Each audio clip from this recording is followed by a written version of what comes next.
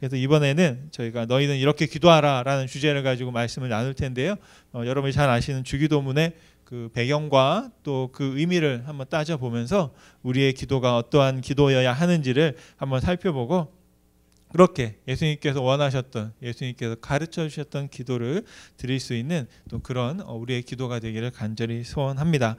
이 시간 주신 말씀 함께 보시겠습니다. 마태복음 6장 5절부터 9절의 말씀입니다. 마태복음 6장 5절부터 9절의 말씀입니다. 우리 자막이 준비되어 있습니다. 같이 한번 읽겠습니다. 마태복음 6장 5절 말씀. 또 너희는 기도할 때에 외식하는 자와 같이 하지 말라. 그들은 사람에게 보이려고 회당과 큰 거리 어귀에 서서 기도하기를 좋아하느니라. 내가 진실로 너희에게 이르노니 그들은 자기 상을 이미 받았느니라. 너는 기도할 때에 내 골방에 들어가 문을 닫고 은밀한 중에 계신 내 아버지께 기도하라. 은밀한 중에 보시는 내 아버지께서 갚으시리라. 또 기도할 때에 이방인과 같이 중언부언하지 말라. 그들은 말을 많이 하여야 들으실 줄 생각하느니라. 그러므로 그들을 본받지 말라. 구하기 전에 너희에게 있어야 할 것을 하나님 너희 아버지께서 아시느니라. 그러므로 너희는 이렇게 기도하라. 하늘에 계신 우리 아버지여, 이름이 거룩히 여김을 받으시오며. 아멘. 아멘. 지난주 주일 예배를 드리면서 민수기 6장의 말씀을 나누었습니다. 24절부터 26절 말씀이 여러분도 잘 아시는 말씀인데요. 한 번 더 읽어보시겠습니까? 민수기 6장 24절. 여호와 내게 복을 주시고 너를 지키시기를 원하며 여호와는 그 얼굴을 내게 비추사 은혜 베푸시기를 원하며 여호와는 그 얼굴을 내게로 향하여 드사 평강 주시기를 원하노라. 아멘. 하나님은 원하신다. 하나님은 원하신다. 하나님은 원하신다. 3번 반복해서 말씀하고 있습니다. 하나님께서 모세를 통해서 특별히 아론과 그의 아들들에게 가르쳐 주셨던 축복 기도문입니다. 다시 말하면 이것은 하나님께서 우리에게 가르쳐 주신 기도다 말씀드릴 수 있겠습니다. 기도 내용을 들어보면 이스라엘 백성을 축복하라는 것입니다. 근데 그 내면을 좀 한 번 더 들어가 보면 말씀드린 것처럼 하나님의 바람이 담겨 있습니다. 다시 말하면 이것은 바로 하나님께서 우리를 향하여 이렇게 기도하신다라는 것입니다. 바로 그런 기도가 얼마나 좋은 기도이고 위대한 기도일지는 여러분 다시 한번 생각해 보실 수 있겠습니다. 정말 성경에 많은 기도들이 있는데요. 오늘은 특별히 예수님께서 가르쳐 주신 기도를 한번 살펴보려고 합니다.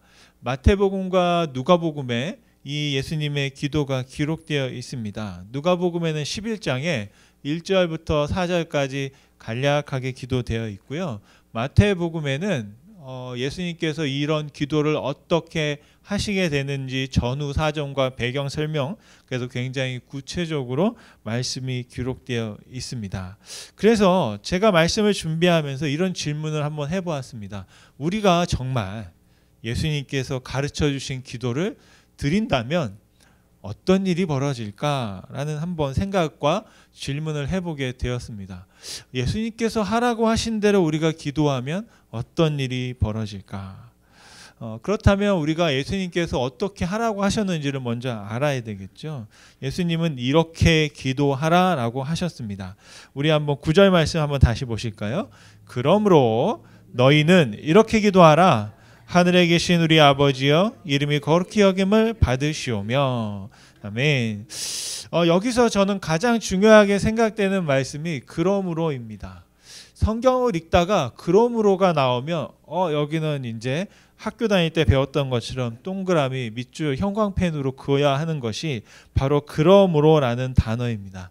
그러므로는 우리가 굉장히 유심히 보아야 할 필요가 있습니다. 어디를 봐야 되면 그러므로의 앞에 그 위에 어떤 내용이 있는지를 먼저 봐야 하겠습니다. 그래서 주기도문은 그러므로로 시작합니다.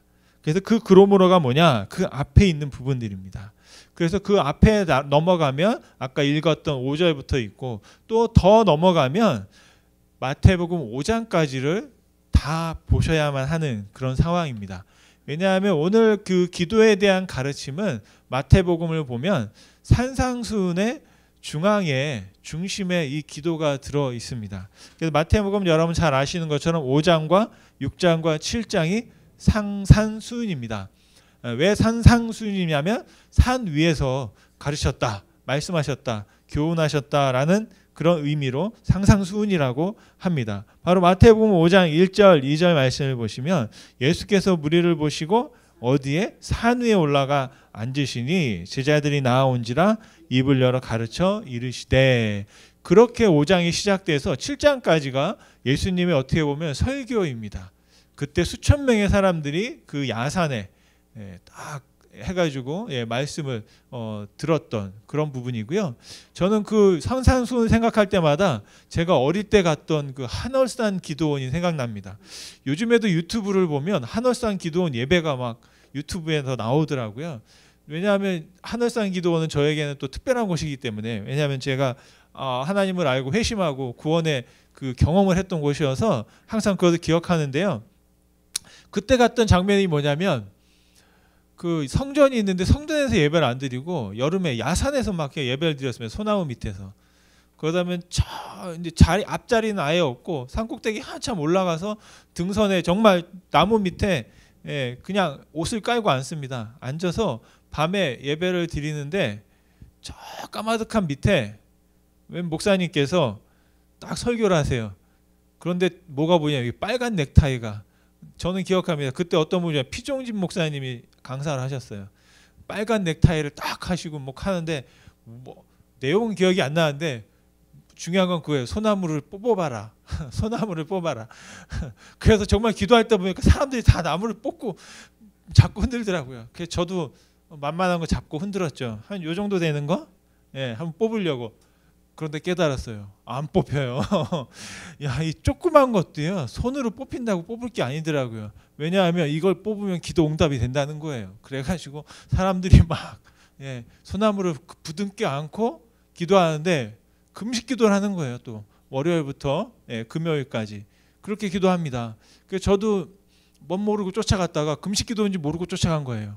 밥을 안 줘요. 그러니까 그냥 물만 먹고 기도하다가 뭐 한 목요일쯤 되니까, 일주일 내내 하니까요, 목요일쯤 되니까 배는 고프고 내가 왜 여기서 뭐 하고 있는지 모르겠고, 그런데 그냥 기도하라니까 그냥 앉아 있고 밤마다 하는 게 회개하라 그러고, 내가 뭐 이렇게 죄를 많이 졌나 그러다가 이제 마지막 이제 금요일 날 밤이에요.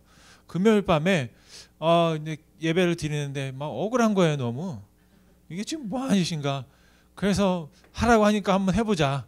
그래서 그냥 조그만 거 하나 잡고 하나님 잘못했어요 막 하다 보니까 갑자기 잘못한 게 막 생각나더라고요. 그 장롱에 그 이불 사이에 있던 5,000원, 그걸 제가 어머님이 그 항상 저보고 가져가라고 거기다 넣어놓더라고요. 그걸 안 보게 넣어야 되잖아요. 꼭 보게 넣어요. 가져가라는 거죠. 그래서 저는 이거를 여기다 넣어놓으니까 네가 필요할 때 갖다 써라. 저는 그렇게 기도 응답을 받고, 딱 보니까 학교에서 뭘 산대요. 그래 거기 또 5,000원 또 꺼내가지고 쓰고서는 모른 척하고 어디 갔어? 그러면 모르겠는데 동생이 그랬나? 뭐 그러고 했던 적이 있어. 그것도 막 회개하고 뭐 애들 괴롭혔던 거 막 회개하고 하다 보니까 저도 모르게 막 회개를 하고 있더라고요. 그리고 나서 보면 약간 이제 하나님 뭐 이렇게 설명하면 뭐하지만 기억을 잃어버리는 그런 상황이 옵니다. 그래가지고 하나님께 저도 모르게 막 기도하고 있고 눈물 콧물 막 짜고 있고 막 그 기도하고 있는데 갑자기 등이 뜨끈뜨끈한 거예요. 그래서 이게 성령이 임하셨구나. 그랬더니 저희 엄마가 저를 붙잡고 눈물을 뚝뚝 흘리면서 또 기도를 하고 있고 막 또 그러니까 또 저도 기도하고 같이 왔던 또 선생님이 또 막 저를 붙잡고 이 죄는 용서해 달라고 막 기도하고 있고, 그러다 보니까 새벽 2시가 되고 막 3시가 되고 그렇게 해서 밤새 기도하고 났더니 정말 그 토요일 날 아침에는 배고픈 것도 하나도 없고 전혀 다른 세상이 막 열렸고 정말 목사가 돼야 되겠다 막 그런 생각을 그때 막 갖게 되더라고요. 그때 어떤 상황이냐면 상산수훈의 상황이 저에게는 그런 상황들이었어요. 그래서 예수님께서 말씀을 막 전하면서 그 산에 모인 사람들이 그 열심과 정열을 가지고 막 소원함을 가지고 하나님의 말씀을 막 들었잖아요. 그들도 배고픈 줄을 모르고 그냥 하나님께 예수님 앞에 그렇게 있었습니다. 그런데 중요한 것은 그 산상수훈의 중심에 뭐가 있었냐? 이 기도가 있었다라는 것입니다. 기도에 대한 가르침이 바로 그 5장에 이렇게 딱 나와 있습니다. 그러면서 하시는 말씀이 뭐냐면 너희는 이렇게 기도하라 라고 하셨어요. 그 어떻게 기도하라고 하신 거냐? 첫 번째 우리가 생각해 봐야 될 것은 기도는 하나님께 하는 거다라는 겁니다. 하나님께 하는 거다. 예, 첫째 기도는 하나님께 하는 겁니다. 너무 당연한 말이죠. 그런데 그 당시에 예수님께서 많은 사람들이 기도하는 모습을 보고 야 저렇게 하면 안 돼라고 말씀을 하셨습니다. 5절 말씀에 보니까 너희는 기도할 때 외식하는 자와 같이 하지 말라.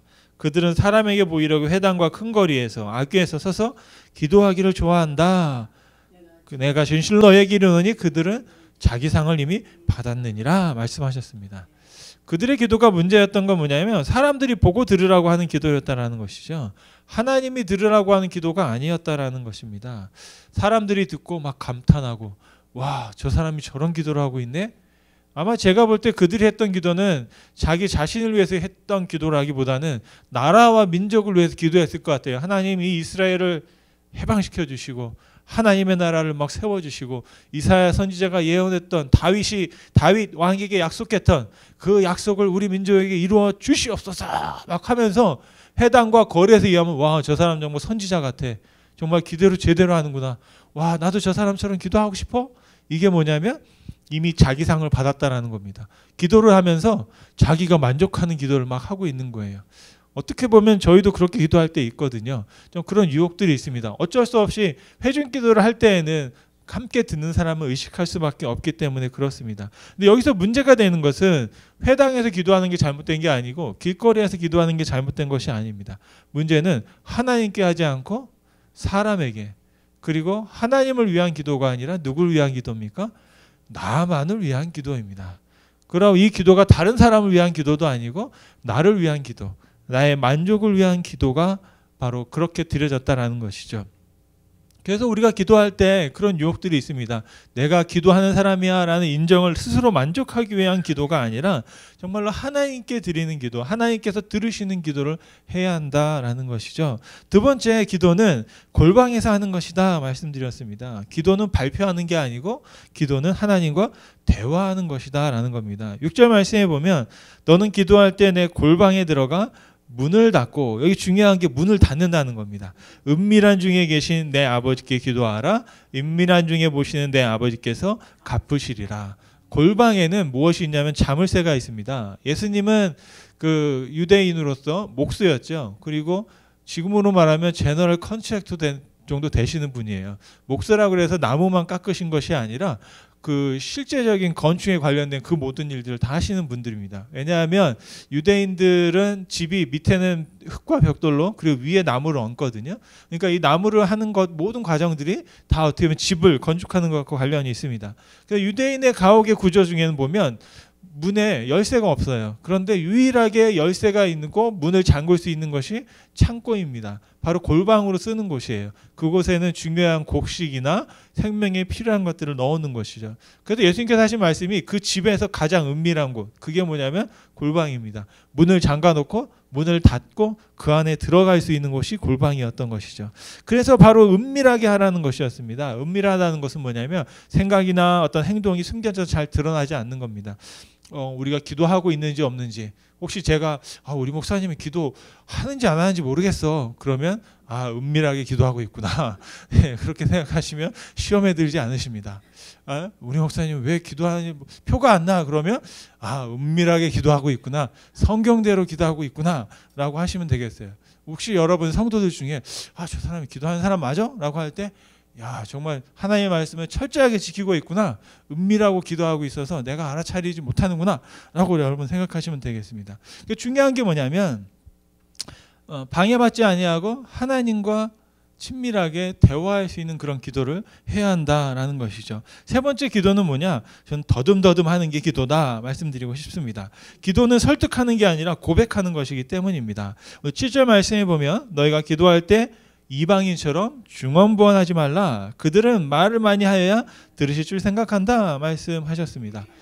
기도는 설득하는 게 아니거든요. 우리는 기도를 하나님을 설득하려고 하는 기도를 드리려고 합니다. 저도 그럴 때가 있어요. 하나님 이렇게 말씀하시면 들어주시겠지? 이렇게 말씀하시면 더 귀 기울여 주시겠지? 이렇게 말씀하시면 하나님이 바로 응답하시겠지? 내가 기도를 잘못해도 하나님이 좀 천천히 응답하시나 봐. 다르게 기도해야 할까라고 고민할 때가 있을 수도 있습니다. 그런데 기도는 설득이 아닙니다. 다시 말씀드리면 아리스토텔레스는 사람을 설득할 때 세 가지가 필요하다고 그랬어요. 로고스와 파토스와 에고스입니다. 로고스는 뭐냐면 논리입니다. 그래서 말이 돼야 되는 거예요. 그리고 두 번째는 파토스인데요. 이게 감정이에요. 우리가 말을 할 때 친구들하고도 얘기할 때 어떤 이렇게 말하는 사람이 야야야 일로 와봐. 그런데 이러면 사람들이 갑자기 듣게 되잖아요. 그런데 그냥 아무렇지도 않게 그런데 그랬대. 그러면 똑같은 말도 사람들이 어떤 감정과 어떤 온도로 하냐에 따라서 다르게 들리는 것이죠. 그리고 세 번째는 에토스입니다. 말하는 사람이 중요한 거예요. 어떤 사람이 말을 하냐에 따라서 같은 말을 할 때에도 다르게 들리는 겁니다. 왠지 저도 목사님들 중에 설교를 들어보면 그냥 내가 했던 말이에요. 죄송하지만. 그리고 성경에 그냥 있던 얘기들이에요. 그런데 다르게 들리는 거예요. 왜 그럴까? 그냥 하나님은 사랑이십니다. 그랬는데도 갑자기 그 말이 다르게 들리고 무게가 다르게 들리는 거예요. 제가 그분을 더 다르게 생각해서인가?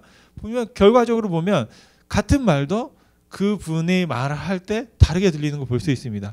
그런데 기도는 그것과는 좀 다 다르다라는 것이죠. 기도는 그냥 하나님께 설득하듯이 하나님을 막 이렇게 우리의 입장을 하나님께 변화하는 그것이 기도가 아니거든요. 그리고 더 나아가서 사람들이 더 좋게 하는 것이 또 내가 듣기 좋게 하는 것이 기도가 아닙니다. 실제적인 기도는 그냥 내 있는 모습 그대로를 고백하는 게 기도인 것입니다. 그래서 기도는 복잡하지 않습니다. 간단합니다. 그냥 어떻게 해도 대학 입시에 추천서를 쓰거나 아니면 원서를 쓸 때 내 읽는 원서를 보고 사람이 감동을 해서 합격시켜 주기를, 그래서 내 기도가 하나님께 합격 통보를 받기 위해서 하는 기도가 아니라, 그렇게 기도하면 기도가 너무 힘들잖아요. 근데 하나님께 하는 기도는 그냥 단순할수록 좋습니다. 내가 있는 모습 그대로 고백하는 것. 그럴 때 하나님께서 그 기도를 들으시고, 어떤 기도든지 하나님은 들으시고 우리 가운데 응답해 주시는 줄 믿습니다. 우리는 기도하기 위해서는 어떨 때는 막 길게 해야 된다, 짧게 해야 된다, 자주 해야 된다, 가끔 해야 된다, 여러 기도들이 있을 수 있죠. 혼자 해야 되고 함께 해야 되고 다 좋은 기도입니다. 노래하며 할 수도 있고 침묵하며 할 수도 있고, 어떨 때는 소리치며 할 수도 있고, 어쩔 때는 읊조리면서 할 수도 있고. 여러분, 이것은 우리 각자에게 하나님께서 주신 성향이 있고 또 은사가 있습니다. 그것을 따라서 우리가 하는 것이고, 어떨 때 하나님은 너 왜 그렇게 기도해? 시끄러워. 또 때로는 너 왜 이렇게 조용히 해? 안 들려. 그런 말씀을 하나님은 하지 않으신다라는 것입니다. 기도하는 모습을 따라서 기도가 좋은 기도다, 나쁜 기도다, 더 멋있는 기도다, 좀 이상한 기도다, 그렇게 말할 수가 없습니다. 비교가 되지 않는 것이 뭐냐면, 기도는 누구에게 한다? 하나님께 하는 것이죠. 그래서 깨달은 게 있는데요. 기도를 아무리 화려하게, 아무리 아름답게, 정말 어떤 철학적인 또 그리고 성경적인 말씀을 가지고 하나님께 기도해도 하나님이 들으실 때는 어떻게 들릴까요? 엄마, 아빠 이렇게 들릴 것 같아요. 그냥 옹알이 하는 것처럼 들리지 않을까 싶어요. 아이고 귀엽다. 우리 아이들이 보면 막 할 때 했는데 엄마라고 얘기했다고 막 부모님들이 막 우리 애기 천재라고, 한 달도 안 됐는데 엄마를 한다고, 얘는 크게 되래라고 막 그러잖아요. 여러분, 하나님께 여러분께서 아버지가 아니라 아이고 해도 나 불렀어? 라고 아마 하나님은 그렇게 알아들으실 줄로 믿습니다. 우리가 아무리 무엇을 해도 하나님 편에 보면 어떤 지혜를 가지고 주님 앞에 나아가도 옹알이 하고 있구나, 그렇게 들으시는 거죠. 근데 그 옹알이를 하나님은 얼마나 그렇게 찰떡같이 알아들으시는지 모르겠습니다. 말씀을 마치면 여러분, 기도는 고백입니다. 기도한다라는 것은 하나님을 믿는다라는 정말로 가장 확실하고 분명한 믿음의 증거이고 고백인 줄 믿습니다. 8절 말씀해 보니까 또 그러므로가 나옵니다. 그러므로 그들을 본받지 말라. 구하기 전에 너희에게 있어야 할 것을 하나님 너희 아버지께서 아시느니라. 아멘. 정말 여러분, 하나님께서 아십니다. 그럼 그렇게 질문하실 거예요. 여러분 생각하시면 그럼 기도할 필요가 없네? 라고 생각하실지도 모르겠습니다. 여러분 중요한 것은 하나님께서 아세요. 그리고 우리에게 허락하셨습니다. 그런데 그 축복을 누리려면 어떻게 해야 됩니까? 그게 복인지를 우리가 알아차려야만 합니다. 알아차려야만 하나님의 우리에게 허락하신 것들을 우리가 누릴 수 있습니다. 여러분 기도는 뭐냐면 내가 기도할 때 우리 가운데 하나님께서 허락하신 하나님께서 부어주신 축복을 알아차리게 되는 것이거든요. 정말로 이것이 나에게 은혜이구나. 이것이 나에게 축복이구나. 하나님께서 나에게 정말 말할 수 없는 축복을 허락하셨구나 라는 사실을 알아차리게 되는 게 바로 기도의 유익인 것입니다. 여러분 제가 여러분에게 한 가지 확실하게 말씀드릴 수 있는 것이 있습니다. 하나님이 여러분들에게 주신 축복이 있어요. 하나님께서 여러분들에게 기도를 들으셨고 응답하셨습니다. 그 분명한 기도 응답이 뭐냐? 접니다. 저가 여기 있습니다. 무슨 말이냐? 여러분의 기도를 하나님이 응답하셔서 하나님께서 여러분에게 무엇을? 하나님의 교회를, 또 여러분 옆에 함께 할 수 있는 가족을, 또 동료를, 친구를 우리 가운데 허락해 주신 줄로 믿습니다. 혼자가 아니라 함께하게 하셨다. 이것만큼 가장 큰 축복이 없습니다. 고아처럼 우리를 내버려 두지 않으시고 우리 아버지가 되셔서 우리와 함께 하신다. 이것만큼 더 값지고 아름다운 축복이 없는 줄 믿습니다. 여기 계신 여러분 한 분 한 분은 저에게 축복이고 또한 여러분과 함께하는 여러분 모두가 또 여러분에게 하나님의 축복이고 하나님의 복이고 여러분 기도의 응답인 줄로 믿습니다. 여러분 사랑하는 아버지 하나님께 정말 옹알이라도 기도하시기를 간절히 소원합니다. 그리고 그 기도를 믿으십시오. 나의 기도를 믿는 게 아니라 기도를 들으시는 하나님을 믿으시기 바랍니다. 기도는 사람이 아닌 하나님께 하는 것입니다. 기도는 발표하는 게 아니라 대화하는 것입니다. 기도는 설득하려고 애쓰는 것이 아니라 그냥 나의 모습을 고백하는 것입니다. 여러분 하나님 아버지께서는 우리의 모든 쓸 것을 이미 다 아십니다. 우리를 누구보다 더 잘 아십니다. 그 아버지 하나님께 정말 믿음의 기도를 올려드릴 수 있는 2023년 되시기를 간절히 축원드립니다. 우리 함께 기도하시겠습니다. 살아서 역사하시는 주님 감사합니다. 오늘 또 주님의 귀한 날 허락하셔서 또 아버지 앞에 기도를 배우게 하시고 예수님께서 우리 가운데 가르쳐준 기도를 다시 한번 묵상하며 은혜 나누었습니다. 사람이 아닌 하나님께 발표가 아닌 대화로 설득이 아닌 고백을 올려드리는 기도가 되게 하시고 우리의 쓸 것을 임의하시는 주님 앞에 우리 믿음의 기도를 드려드릴 수 있는 우리 모든 성도되도록 주님 축복하여 주옵소서. 감사드리며 예수님의 이름으로 기도드렸습니다.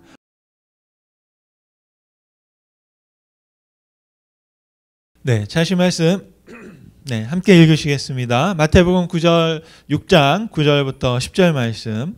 그러므로 너희는 이렇게 기도하라. 하늘에 계신 우리 아버지여, 이름이 거룩히 여김을 받으시오며 나라가 임하시오며 뜻이 하늘에서 이루어진 것 같이 땅에서도 이루어지리다.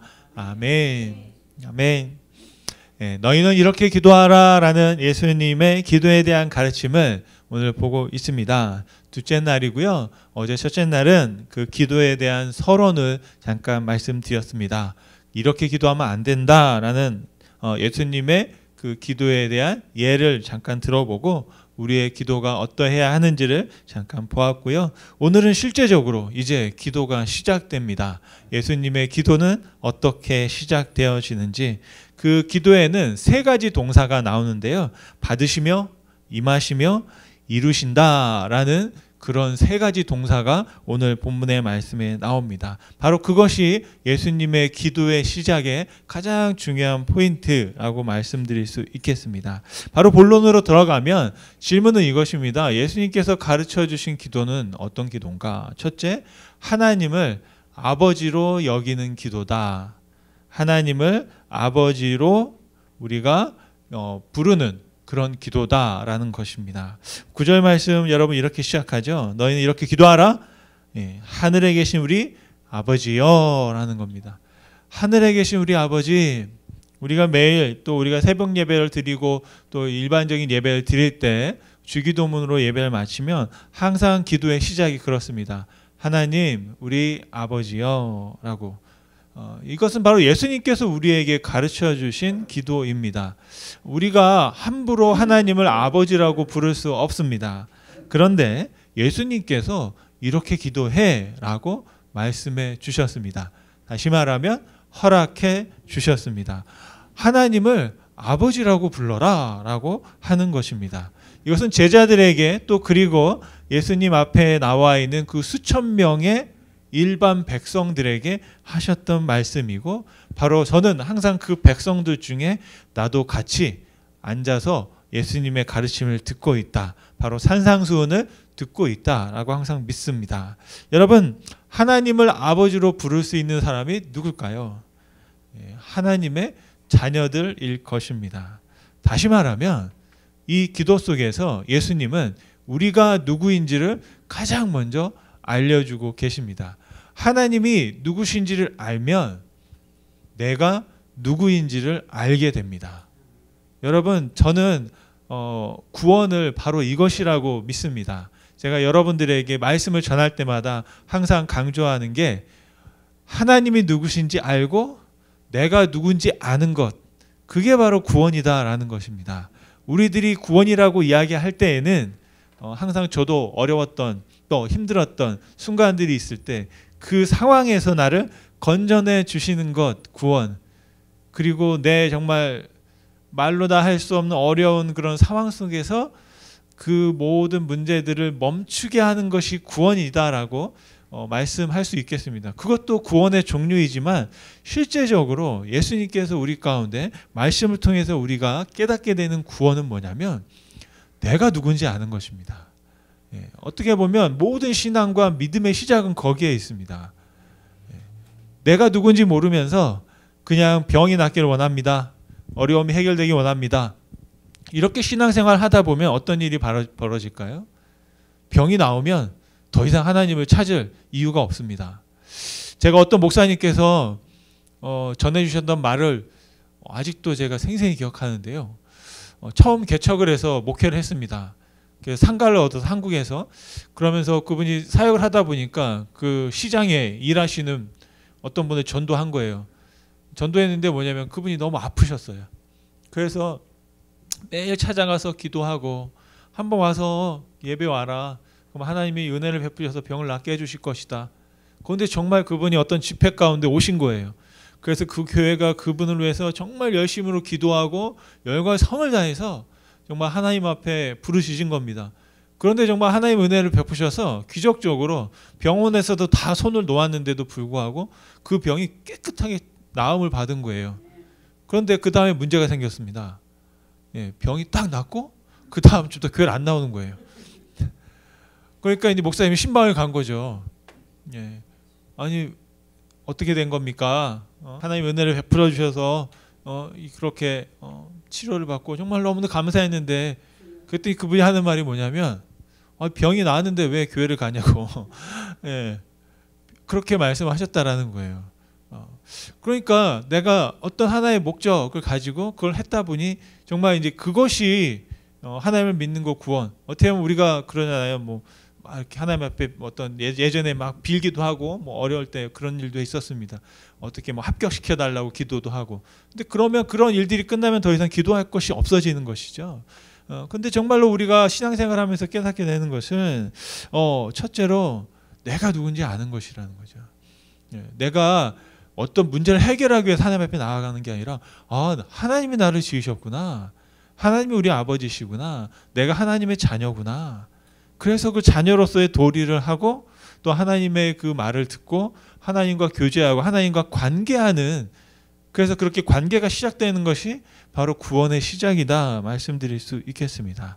근데 그 관계 중에서 저는 아버지라고 부른 것은 분명한 이유가 있는 것 같습니다. 왜냐하면 어떻게 다른 우리의 말로 하나님과 우리의 관계를 설명할 때 가장 친밀한 1촌도 2촌도 아닌 정말 0촌에 가까운 그런 관계가 자녀와 부모의 관계 아니겠습니까?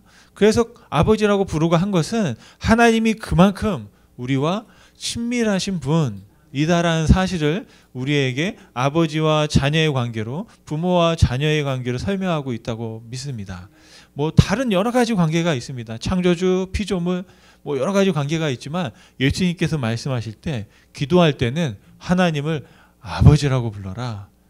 어떤 아버지요? 좋으신 아버지잖아요.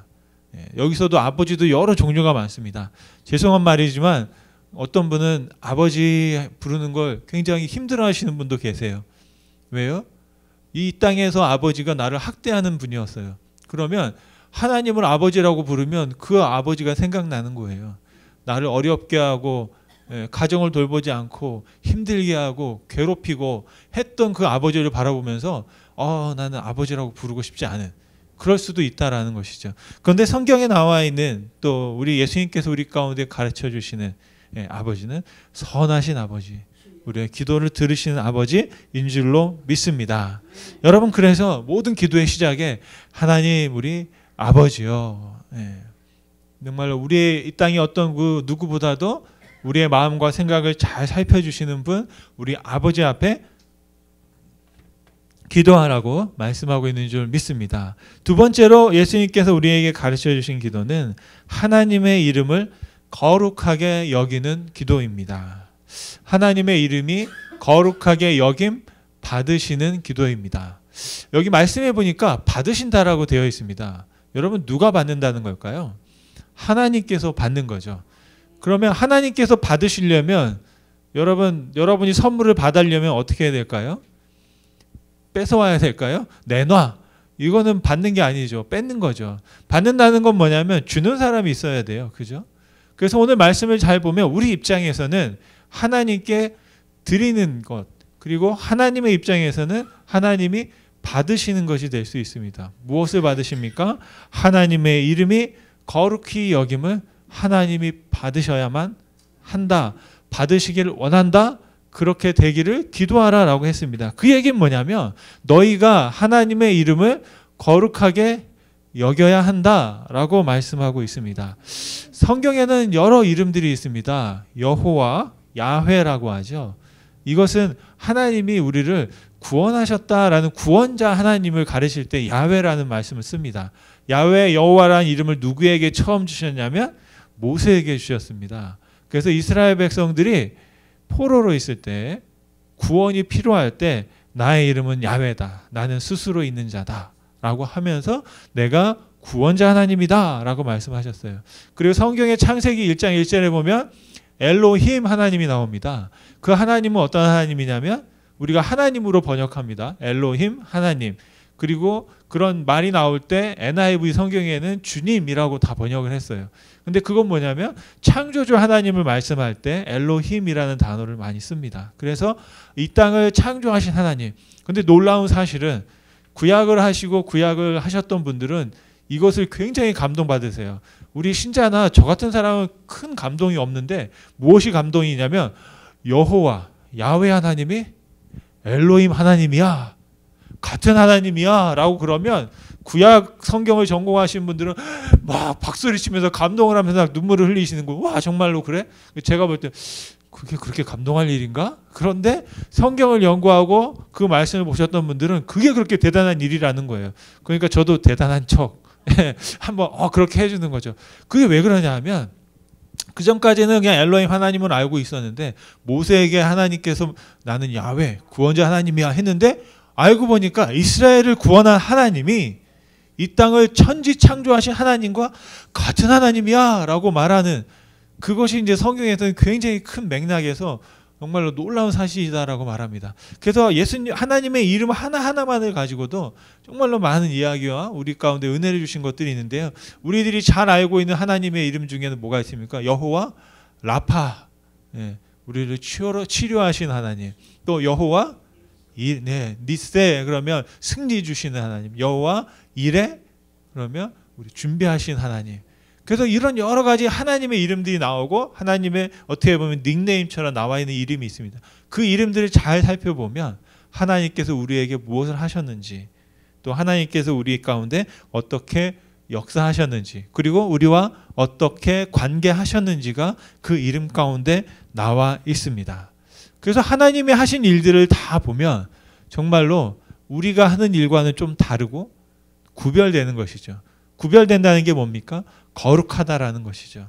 그래서 예수님께서 오늘 말씀하시면서 기도에서 첫머리에서 말씀하시는 게 뭐냐면 하나님의 이름이 거룩히 여김을 받으시오며, 하나님은 거룩하게 여김을 받으실 수 있는 분이다라는 사실을 예수님께서 우리에게 가르쳐주고 계신 줄로 믿습니다.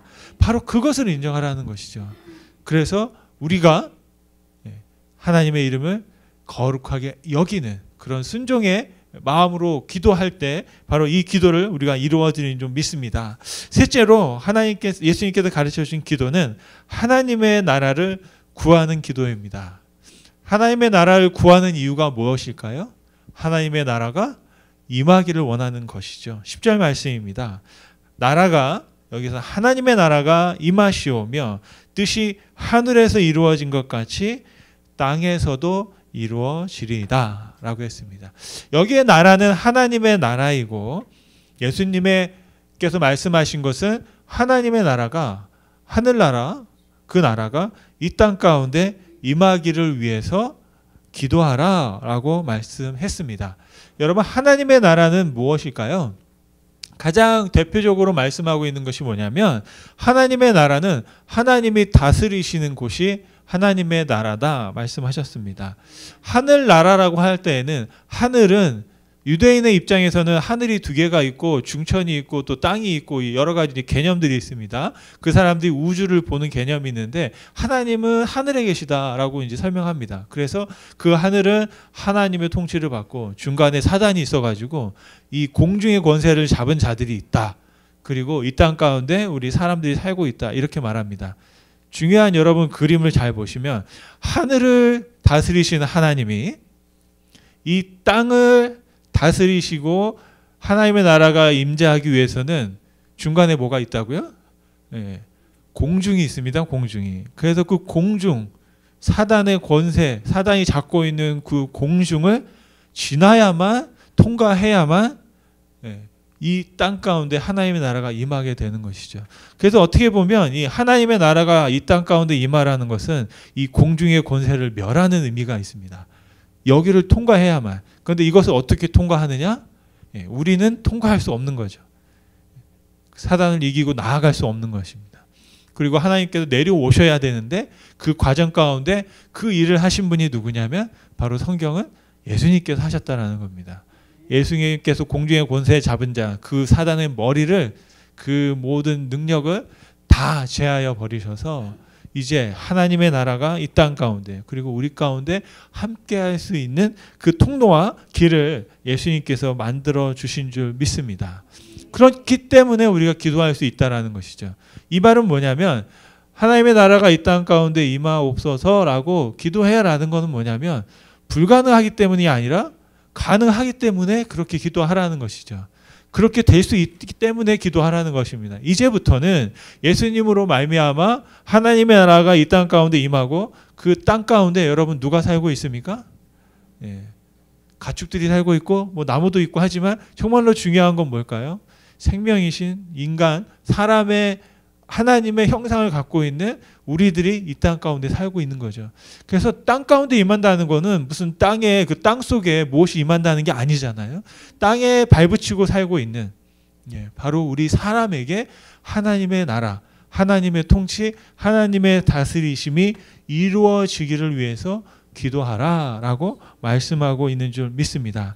바로 그것이 이제부터는 가능해졌다라는 것입니다. 우리가 하나님의 나라를 소망하고 하나님의 나라 가기를 원합니다. 정말로 천국에 가고 싶습니다. 그러면서도 또 우리는 이 땅 가운데에서 그 천국을 살 수 있고 경험할 수 있다고 예수님께서 말씀해 주신 줄 믿습니다. 여러분, 예수님이 이 땅 가운데 오셨던 많은 이유 중에 바로 이 이유가 어떻게 보면 가장 큰 이유일지 모르겠습니다. 우리는 기본적으로 우리가 예수님이 이 땅 가운데 오신 이유는 십자가에서 죽으셔서 우리를 구원하시기 위해서, 천국 보내주시기 위해서, 근데 그 말을 다른 말로 하면 예수님이 이 땅 가운데 무엇을? 하나님의 나라를 회복하시기 위해서 이 땅에 오셨다라는 것입니다. 여러분, 이 땅은 하나님께서 우리 사람에게 주신 땅입니다. 그런데 그 땅이 어떤 땅이었습니까? 하나님께서 말씀하시기 생육하고 번성해서 땅에 충만하라 말씀하셨습니다.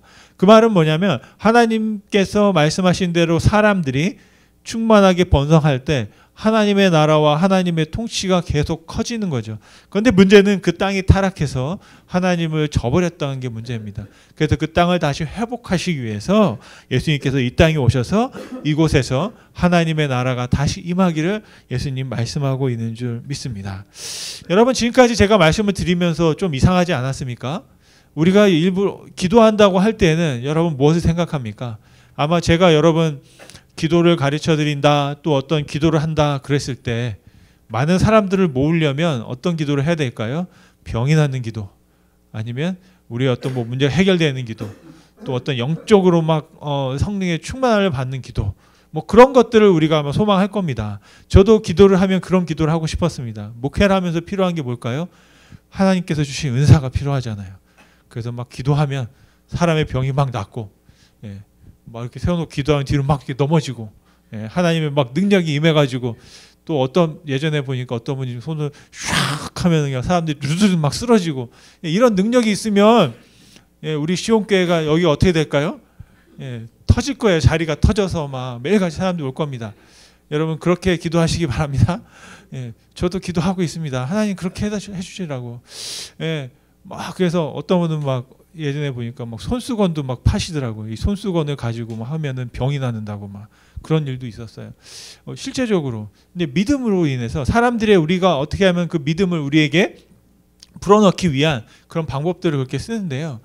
정말 저도 예전에 그 뭐 전도사 시절에 막 이렇게 부흥회할 때 어떤 강사님이 오셔서 사람들을 막 가지고 기도하는데 막 뒤로 넘어지는 거예요. 아, 저걸 어떻게 배울까? 막 그런 고민 많이 했습니다. 기도도 하고. 그런데 저한테 그런 거 안 주시더라고. 저는 예전에 전도사하면서 그런 목사님께서 오셔서 기도할 때 제가 했던 거 뭐냐면 쓰러지는 사람을 계속 받는 거예요, 뒤에서. 그래서 제가 마지막 날 너무 억울해가지고 저도 쓰러지고 싶었어요. 한번 쓰러져야지. 그래서 이제 마지막 날 이제 하다가 하니까 허리가 너무 아픈 거예요. 왜냐면 요령이 없어가지고 사람이 이렇게 넘어지잖아요. 근데 저는 몰라가지고 막 다 받아가지고 사뿐히 내려주려고. 왜 이렇게 무거운 거예요? 그러다 보니까 나중에 이제 알고 보니까 하는 요령이 생겼어요. 아, 이게 그냥 엉덩이는 쿵 떨어져도 상관이 없고 머리만 안 다치게 하면 되는 거예요. 그래서 떨어지면 머리만 살짝 이렇게 받으면 되는 건데 저는 그거를 그냥 해가지고 막 이렇게 했는다고 허리가 너무 아파요. 그래서 마지막 날 제가 이제 어떻게 했냐면 갔어요. 딱 앞에 서가지고 저를 쓰러뜨려 달라는 식이죠, 이제 강사님한테. 그랬더니 갑자기 저를 오더니 제 마음을 읽었나 봐. 무릎 꿇어 그러더라고요. 그래가지고 무릎 꿇으면 쓰러질 수가 없잖아요. 그래 좀 이게 아닌데. 그래가지고 왜냐하면 저를 받아줄 사람이 없었어요. 또 그러니까 제가 쓰러지면 저를 받아줘야 되는데 받아줄 사람이 없잖아요. 그러니까 이분이 저를 그냥 무릎 꿇으라고. 그래서 제가 쓰러지질 못하고 너무나 억울해서 쓰러졌는데 이게 넘어지기 좀 그렇더라고요. 그랬던 좀 아무튼 그런 해프닝이 있었습니다. 그게 뭐냐면 어떤 이 말씀을 드리고 싶으냐면 우리가 하나님께 기대하고 바라는 기도는 뭘까요? 근데 제가 여러분 기도할 때는 여러분 이런 기도를 드려보셨어요? 정말 하나님 기도합니다라고 하면서 하나님의 나라가 임하옵시며 이름이 거룩히 여김을 받으시고 뭐 이런 기도를 우리가 많이 해본 적은 없잖아요. 그죠? 근데 예수님께서 왜 이렇게 기도하라고 하셨을까 한번 생각을 해봅니다. 어떻게 보면 이것은 예수님이 우리에게 기도하라고 하시면서 자신의 소망과 자신의 기도 제목을 우리에게 가르쳐주고 계신 것 같습니다. 예수님께서 원하셨던 게 뭐냐면 하나님의 이름이 거룩히 여김 받으시기를 예수님이 원하셨던 거죠. 그리고 하나님의 나라가 임하고 이 땅 가운데 하나님의 통치와 다스리심이 이루어지기를 하나님이 원하셨던 거예요. 잘 들어보면 이것은 우리에게 기도하라고 하면서 본인께서 원하셨던 기도를 우리에게 말씀하고 있습니다. 다시 말하면 예수님의 소원을 말씀하고 있는 거죠. 여러분, 예수님의 소원을 누가 이루어 드릴 수 있을까요? 바로 기도하는 사람입니다. 어떻게 보면 예수님은 기도하면서 너희들이 내 소원을 좀 이루어줘라 말씀하고 있는 거예요. 너희들이 하나님의 이름을 거룩히 여기고 너희들이 짓고 있는 땅, 이 교회와 가정과 여러분의 일터에 하나님의 나라가 임하고, 그래서 하나님의 뜻이 이루어집니다. 어떻게 이루어져요? 갑자기 바람으로 이루어집니까? 뭐 나무가 흔들려서 이루어지는 게 아니잖아요. 하나님의 뜻을 이룰 수 있는 유일한 존재가 이 땅 가운데 있습니다. 그게 누구냐면 우리예요. 사람이에요. 하나님의 뜻을 이룰 수 있는 유일한 사람, 바로 인간이거든요. 그 인간에게, 바로 우리에게 예수님께서 말씀하고 있는 줄 믿습니다. 여러분, 오늘 우리가 다시 한번 하나님을 아버지로 여기고, 또 하나님의 이름을 거룩하게 여기고, 하나님의 나라가 임하셔서 여러분의 삶 속에 하나님의 뜻이 이루어지기를 구하는 그런 예수님의 소원을 우리가 이루어드리는 삶을 살아갈 수 있기를 간절히 소원합니다. 여러분, 바로 이것을 우리가 첫 번째로 둘 때 어떻게 보면 그 다음에 더 많은 축복들이 우리를 따라오게 될 줄로 믿습니다. 바로 예수님의 소원을 이루어드리는 삶, 그 소원을 이루어드리는 2023년 한 해가 될 수 있기를 간절히 소원합니다. 우리 기도하시겠습니다.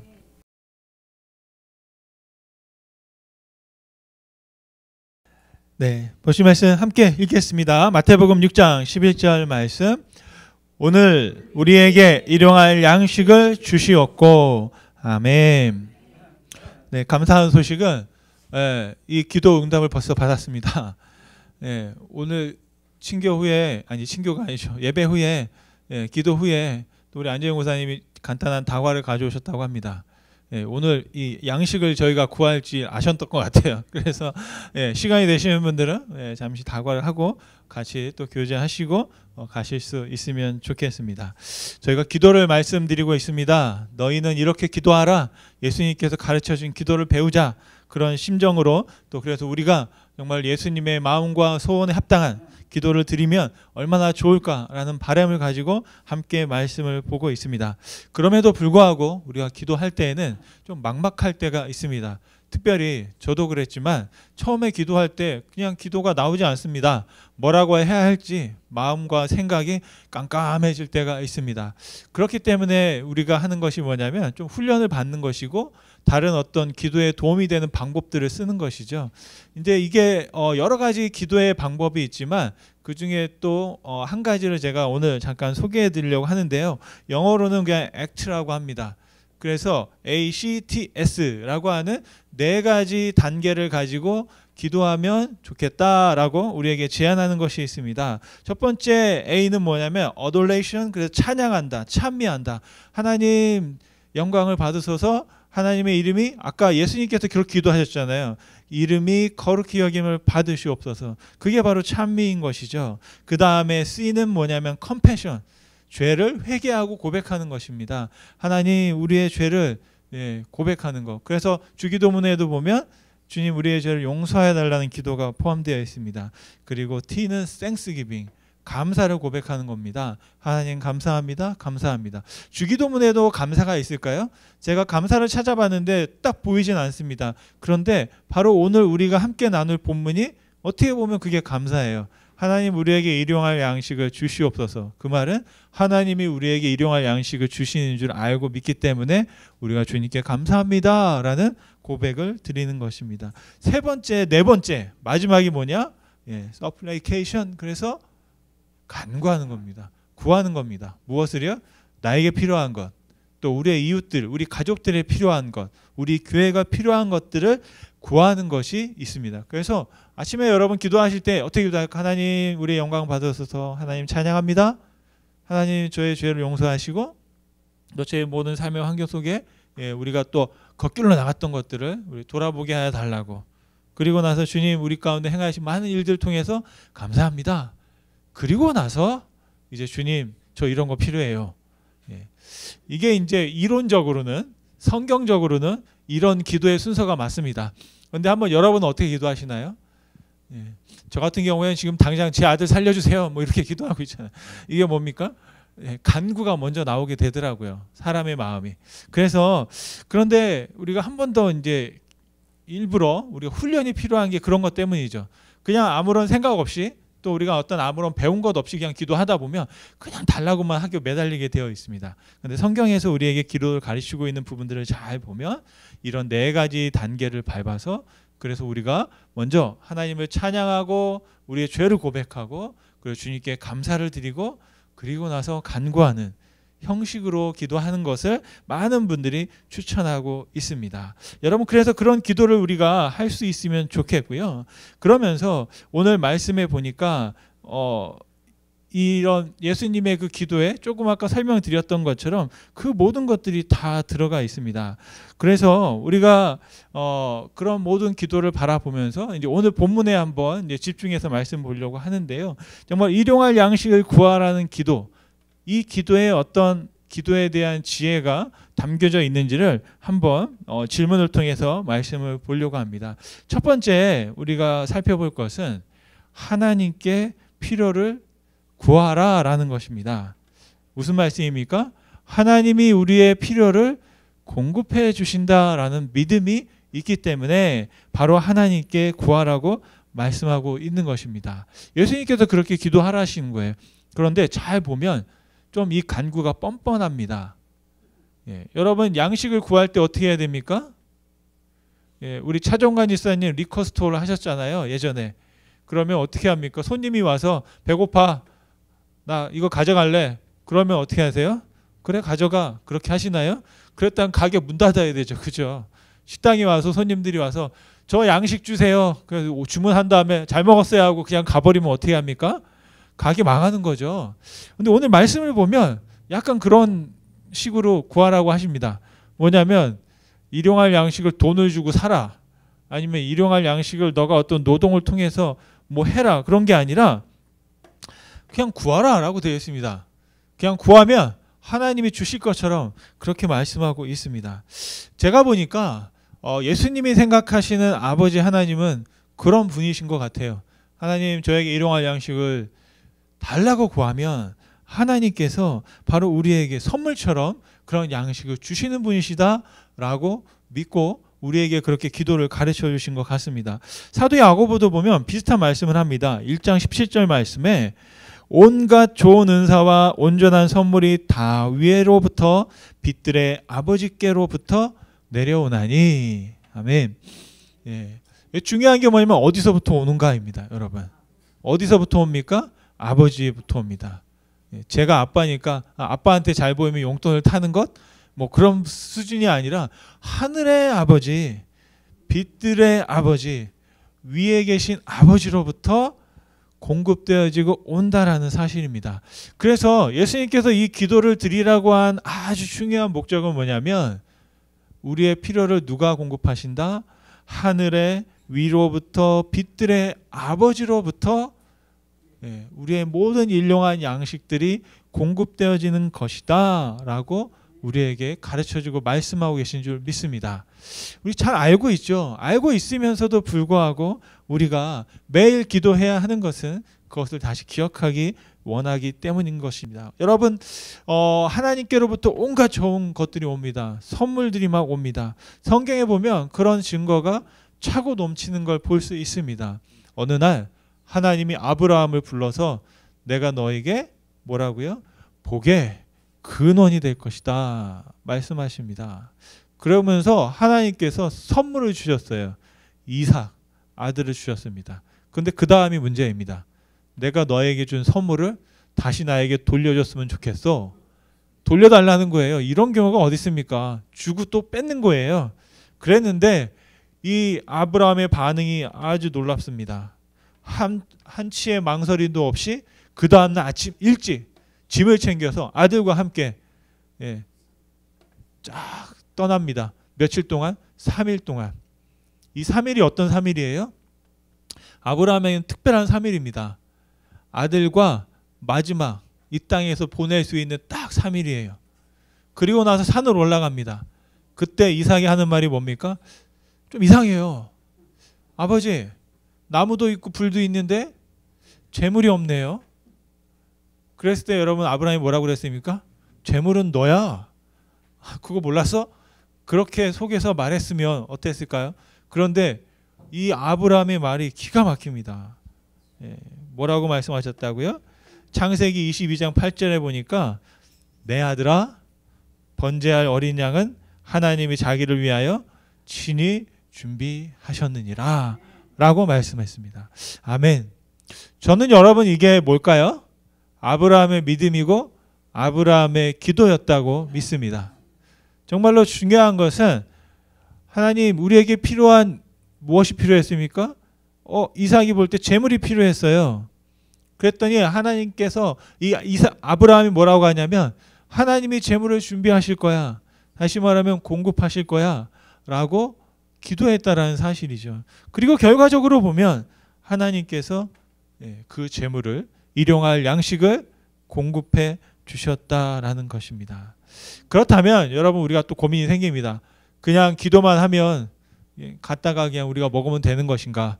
또 때로는 여러분 어디에 스토어에 가서 이거 하나님이 나에게 주신 거야 그러고 그냥 들고 가면 큰일 나겠죠. 그런데 성경에 보면 여러분 우리가 할 때 우리의 일용할 양식을 우리 기도할 뿐 아니라 또 우리가 노력하고 수고해서 무언가를 해야 되는 그런 또 말씀도 있습니다. 사도 바울이 이런 말을 합니다. 디모데전서 5장 8절에 보면 누구든지 자기 친족 특히 자기 가족을 돌보지 아니하면 믿음을 배반한 자요 불신자보다 더 악한 자니라. 이게 최근에는 그런 말을 들어본 적이 없는데요. 제가 신학교 다닐 때 이 말씀을 어떻게 해석했냐면 많은 분들이 목회자가 목회에 전념하면 어떻게 해요? 우리가 하나님의 일을 하면 하나님은 무슨 일을 한다고요? 우리의 일을 해주신다. 혹시 여러분 그런 말 들어보셨어요?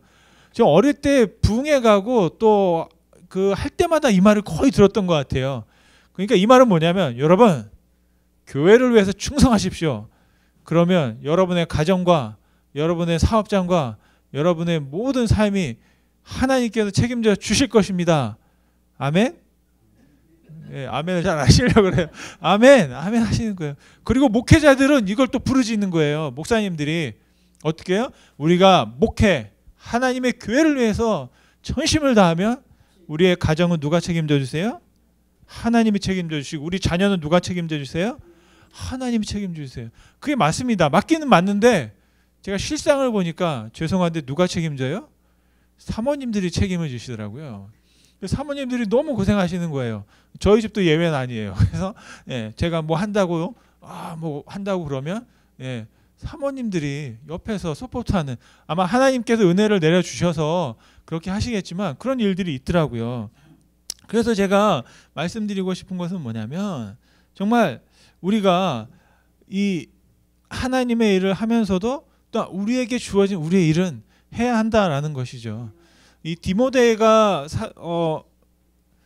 사도 바울을 통해서 말씀을 들었을 때 어떤 생각을 했었을까요? 디모데에게는 자기 외할머니가 있었고 또 어머니가 있었습니다. 그래서 디모데는 자기 가족을 봉양하고 살피기 위해서 일용할 양식을 구하는 일에 또한 전심을 다했을 것으로 믿습니다.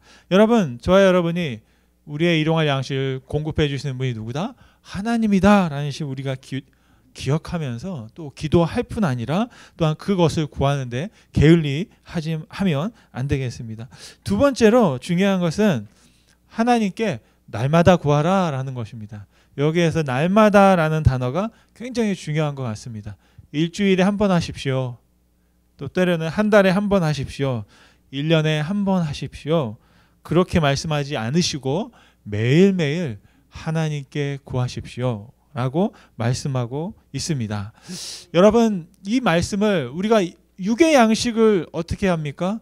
매일매일 구하잖아요. 그런 것처럼 영의 양식도 우리가 매일매일 구해야 할 줄로 믿습니다. 영의 양식을 어떻게 구할까요?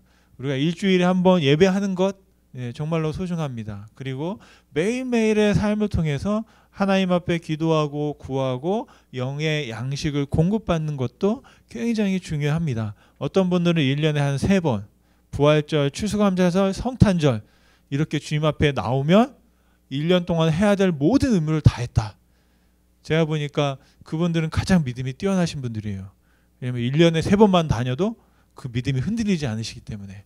근데 오늘 이렇게 새벽에 나오신 분들은 분명해요. 믿음이 좀 없으신 분들이에요. 네. 믿음이 없으니까 믿음이 필요해서 다시 믿음을 구하려고 하나님 앞에 나온 거잖아요. 네. 그래서 우리는 새로운 믿음을 날마다 받고 정말로 하나님의 신선한 믿음, 또 충만한 믿음을 우리가 받게 되는 줄로 믿습니다. 우리가 양식은 매일매일 구합니다. 제가 어린 아이를 키울 때 첫째가 항상 이제 젖을 떼고 이제 우유를 먹기 시작하면서 어떤 버릇이냐면 밤에 잘 때마다 우유를 먹어야 돼요. 그래야 이제 이걸 물어야만 이제 잠을 잡니다. 근데 여행을 간 거예요. 여행을 갔는데 밤이 됐는데 우유가 없잖아요. 스토어가 다 문을 닫았어요. 딱 보니까 주유소가 문이 열렸고 직원이 안에서 일하면서 조그마한 창문을 통해 가지고 거기서 이렇게 내가 필요한 걸 주문하면 갖다 줍니다. 그래서 제가 그분한테 그랬죠. I want one milk. 그랬더니 what? 그래요. 그래서 밀크 그랬더니 뭐? 그래요. 그러니까 밀크 그랬더니 계속 그러는 거 이제 이게 알아들으면서 이게 일부러 그러나 보다. 그래가지고 제가 MILK 그랬더니 또 계속 이러고 있는 거예요. 와 이제 속이 터져가지고 아니 밀크 포 베이비 막 그랬더니 제가 뭐 얼마 안 돼서 그런 거예요. 6개월도 안 돼가지고 미국에 와서 그러니까 이게 지금 한국식으로 그냥 밀크 그랬는데 못 알아들어. 그래서 제가 하도 애는 우유를 달라고 그러고 이 사람은 못 알아듣고 중간에서 막 그러다 갑자기 딱 하나님의 계시가 왔어요. 그 한국에서 밀크를 말할 때 어떻게 말하라고? 미역이라고 하라 그러는 거예요. 그게 딱 생각이 난 거예요. 그래서 제가 어떻게 했냐면 미역 그랬더니 미역 그러면서 가서 미역을 갖다 주는 거예요. 밀크를 제가 알고 보니까 이게 밀크는 딱딱 끊어서 밀크 그런데 그 미역 이렇게 하는 좀 이렇게 길게 하는 거더라고요. 그러니까 미역하면 좀 길어지더라고. 그래서 제가 미역한 게 아니라 미역 그랬더니 미역 그러면서 갖다 주는 거예요. 그래서 제가 그 다음부터는 이 이제 밀크를 매일 이제 연습합니다. 미역 매일매일 이 밀크를 구하다 보니까 이제 밀크가 굉장히 저한테는 익숙하게 되어졌던 거예요. 여러분 우리가 매일매일 양식을 구하다 보면 익숙하게 되거든요. 그래서 매일매일 구하는 훈련이 우리에게 얼마나 유익하고 필요한지 모르겠습니다. 그러면서 우리가 깨닫게 되는 것은 매일매일의 삶에 하나님의 은혜가 없이는 살 수 없다는 사실을 우리가 다시 한번 깨닫게 되는 거죠. 어린아이가 우유가 없으면 살 수 없는 것처럼 우리에게는 말씀과 같은 꿀이라고 그러잖아요. 그 꿀과 같이 단 그 말씀이 없으면 우리가 살 수 없다는 사실을 기억하고 여러분 우리가 날마다 그 양식을 구하실 수 있기를 원합니다. 세 번째로 예수님께서 말씀하실 때 영어 성경에 보면 빵을 구하라 그렇게 되어 있습니다. 데일리 브레드라고 되어 있어요. 빵. 예수님이 빵을 구하라고 했습니다.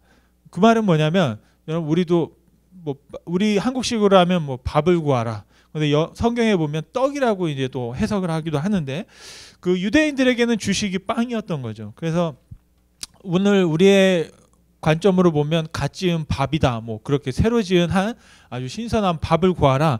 그런 의미가 될 수도 있겠습니다. 그래서 유대인들이 오병이어를 봐도 그 빵을 주식으로 먹었던 걸 생각합니다. 그런데 재미있는 것은 이 빵을 주식으로 하는 그 문화권에 있는 사람들에게 그 빵에는 또 다른 의미가 있다고 합니다. 뭐냐면 가족을 먹여 살리는 가족의 어떤 가장 같은 역할을 하는 사람을 빵과 같은 사람이다 라는 그런 어떤 말을 합니다. 이게 뭔가 봤더니 제가 한국식으로 하면 뭘까 생각을 해봤대요. 아마 밥값 하는 사람? 그런 생각을 할 수도 있을 것 같습니다. 그래서 그게 뭐냐면 빵이라는 것은 우리가 살아가는데 가장 중요한 거죠. 우리 한국 사람들에게는 뭐가 필요합니까? 밥과 밥심이 있어야 되잖아요. 밥심. 그러니까 이 가장 중요한 밥심 그리고 또 거기에 뭘 하나 곁들이면 정말 금상첨화일까요? 김치. 밥과 김치예요. 그러니까 이게 아마 예수님께서 한국에서 태어나셔서 한국에서 선지자로 사역을 하셨으면 밥과 김치를 구하라. 그렇게 아마 기도하라고 하셨을지도 모르겠습니다. 빵을 구하라. 그렇게 하신 거예요. 그게 뭐냐면 우리의 인생에서 가장 필요한 기본적인 것들을 구하라. 바로 하나님께서 그것을 우리에게 공급해 주신다 말씀하신 줄 믿습니다. 말씀을 마치면요, 여러분 일용할 양식을 구하는 사람은 교만하지 않습니다. 우리가 누리는 것들이 내가 하는 것이 아니라 하나님께 구해서 얻어서 누리는 것들이다. 하나님이 공급해 주시는 것이다라는 믿음의 확신을 갖고 있기 때문인 줄 믿습니다. 여러분 오늘 우리가 어떻게 해요? 하나님 앞에 내 모든 필요를 공급해 주신 하나님 앞에 구하실 수 있기를 간절히 소원합니다. 또한 정말로 날마다 구하실 수 있기를 간절히 소원합니다. 날마다 할 때, 날마다 구할 때, 날마다 얻을 수 있고 날마다 우리가 주님 앞에 더 자라나고 강건해질 줄로 믿습니다. 하나님 우리의 필요에 가장 기본적인 것들을 우리 가운데 채워주시는 분이신 줄 믿습니다. 그리고 그 채워주심에 늘 감사하며 살아갈 수 있는, 그래서 예수님께서 일용할 양식을 날마다 구하라고 하신 그 뜻을 기억하고 하나님께 늘 정말로 감사하고 또 하나님 앞에 찬양하고 또 하나님 앞에 우리의 죄를 고백하고 또 우리의 필요를 하나님 앞에 간구함으로 올려드리는 저와 여러분 되시기를 간절히 축원드립니다. 기도하시겠습니다. 살아서 역사하시는 주님 감사와 영광을 올려드립니다. 정말로 주님 하나님의 말씀을 들었던 아브라함이 망설임 없이 길을 떠났습니다. 정말로 난처한 상황, 어려운 상황 가운데 있었음에도 불구하고 하나님의 섭리를 믿고 살았습니다. 하나님 우리의 삶은 어떻습니까? 정말로 주님 때로 우리가 잊어버리고 있었던 우리 양식을 공급해 주시는 하나님, 날마다 우리에게 필요한 것들을 공급하시는 주님, 우리의 가장 기본적인 것들을 책임져 주시고 살펴주시는 주님, 아버지 앞에 우리가 날마다 구하길 원합니다. 아버지 날마다 구할 때마다 하나님께서 채워주신 놀라운 은혜를 경험하게 하시고 하나님의 놀라운 역사를 경험할 수 있게 하여 주옵소서. 또한 우리가 일용할 양식을 누릴 뿐 아니라 그 일용할 양식을 나누는 놀라운 은혜와 하나님의 축복을 경험할 수 있도록 주님 함께하여 주시옵소서. 이 시간도 함께하심을 감사드리며 예수님의 이름으로 기도드렸습니다. 아멘. 자신 말씀 같이 한번 보시면 좋겠습니다. 마태복음 6장 12절, 14절, 15절 말씀입니다. 우리 같이 함께 읽겠습니다. 마태복음 6장 12절 말씀, 우리가 우리에게 죄 지은 자를 사하여 준 것 같이 우리 죄를 사하여 주시옵고 너희가 사람의 잘못을 용서하면 너희 하늘 아버지께서도 너희 잘못을 용서하시려니와 너희가 사람의 잘못을 용서하지 아니하면 너희 아버지께서도 너희 잘못을 용서하지 아니하시리라. 아멘. 어제 액트라는 기도법을 잠깐 말씀드렸습니다. 찬양과 고백, 감사와 간구의 순서로 기도하라. 여러분이 그 기도 훈련을 하면 좋겠다 말씀드렸죠. 같이 한번 읽어볼까요? 따라서 한번 해보겠습니다. 시작. 찬양, 고백, 감사, 간구. 여기서 중요한 것은 바로 순서입니다. 여러분 간구로 들어가기 위해서는 찬양의 관문을 그리고 고백의 방을 또 감사의 제단으로 그리고 간구의 하나님 앞에 나아갔을 때 간구하는 그런 모습이 되겠습니다. 그래서 중요한 것은 하나님께 간구하고 구하기 위해서는 우리가 어디를 통과해야 되느냐? 고백의 방, 우리의 죄를 자백하는 시간이 필요하다라는 것입니다. 그래서 우리가 기도할 때에는 항상 이 고백을 또 자백을 빠뜨려서는 안 되겠습니다. 중요한 건 하나님께서 우리가 고백할 때 또 우리의 모든 어떤 때로는 정말 이것을 하나님이 감당하실 수 있겠어? 때로는 에이 이거 너무 사소한 거 아니야 라고 하는 것까지도 하나님은 다 들으시고 다 우리의 죄를 사하여 주실 수 있는 분인 줄로 믿습니다. 여러분 우리가 왜 죄를 고백해야 할까요? 방해가 되기 때문입니다. 이 브라이언 채플 목사님은 이런 말씀을 했습니다. 기도란 하나님이 우리를 통해 그분의 뜻을 나타내시는 방편이기 때문에 그분의 목적에 위배되는 죄는 우리의 기도를 방해한다라고 말씀했습니다. 여러분 혹시 그런 경우가 있습니까? 기도하는데 기도가 안 될 때가 있습니다. 기도하는데 왠지 찝찝할 때가 있습니다. 기도하는데 뭔가 자꾸 생각이 다른 곳을 향할 때가 있습니다. 우리를 방해하는 것들이죠. 그것이 우리가 잘못한 죄일 수도 있고 아니면 우리 가운데 정말 당장 직면한 어떤 어려움일 수도 있습니다. 그런데 중요한 건 그런 방해 요소를 어떻게 해야 된다고요? 없애야 된다는 겁니다. 그 없애는 방법이 뭐냐? 고백한다라는 것이죠. 어떻게 하면 고백할 수 있을까요? 인정하는 거예요. 그런데 저도 그렇지만 인정하기가 쉽지 않습니다. 죄를 인정해야 돼요. 하나님 앞에 나가서 하나님 제가 이런 사람이었네요. 하나님 제가 정말 이런 죄인이네요. 하나님 제가 정말 잘한다고 했는데 알고 보니 또 잘못했네요. 라고 하는 그런 자기 인정, 죄에 대한 고백이 있어야 하는데요. 그러려면 내가 어떻게 해야 됩니까? 깨져야 돼요. 그리고 어떻게 해야 돼요? 찢어져야 돼요. 그리고 부셔져야 돼요. 주저앉아야 돼요. 무릎을 꿇어야 되고 머리를 땅에 박아야만 그래야만 고백이 나오는 거죠. 근데 고백하는데 당당하게 고개를 들고 하나님 뭐 알아서 해주세요. 뭐 이런 고백이 아니잖아요. 근데 우리는 좀 이렇게 살고 싶어 하죠. 하지만 하나님 앞에 서서 누가 당당할 사람이 있겠습니까? 예수님의 공로를 의지해서 정말로 담대하게 나간다고 하지만 여전히 마음 한켠에서는 떨리는 마음이 여러분 없잖아 있을 줄로 믿습니다. 그렇기 때문에 우리가 이 방해 요소를 없애기 위하여 하나님 앞에 죄를 고백해야 된다라는 것입니다. 그러면 여러분 이런 질문이 생길 수 있어요. 아니 예수님께서 십자가에서 모든 죄를 사했는데 그리고 다 용서를 받았는데 우리는 또 왜 하나님 앞에 용서를 구해야 하는가라고 생각하실 수도 있겠습니다. 그리고 실제적으로 예전에 보면 우리가 부흥 집회할 때 매번 저도 뭐 부흥 집회를 많이 한 건 아닌데 항상 어릴 때 기억이 있어가지고 저도 어쩔 수 없나 봐요. 나 때는 옛날에는 이랬어. 이게 저도 모르게 자꾸 나와요. 근데 부흥성이 할 때마다 했던 게 뭐냐면 예배 끝나면 다 회개 기도를 막 시켰어요. 그럴 때마다 제가 좀 이상했어요. 아니 맨날 어제도 했는데 오늘도 하고 아침에도 했는데 점심에도 하고 저녁 먹고도 또 회개를 하라고 그러면 그 사이에 또 무슨 죄를 지은 거야? 어린 심정에 그런 마음이 있었거든요. 그래서 어떤 분이 그런 말씀을 하시더라고요. 근데 그 말을 듣고 제가 마음에 감동을 얻었어요. 뭐냐면 회개는 맨날 하는 게 아니라는 거예요. 언제요? 이미 죄를 회개했고 하나님의 용서를 받았다면 믿음이 있는 사람은 하나님 앞에 다시 회개 안 해도 된다는 거예요. 그러면서 만약에 내가 다시 하나님 나의 죄 잘못했어요 라고 말하면 예수님을 다시 십자가에 못 박는 거랑 똑같다.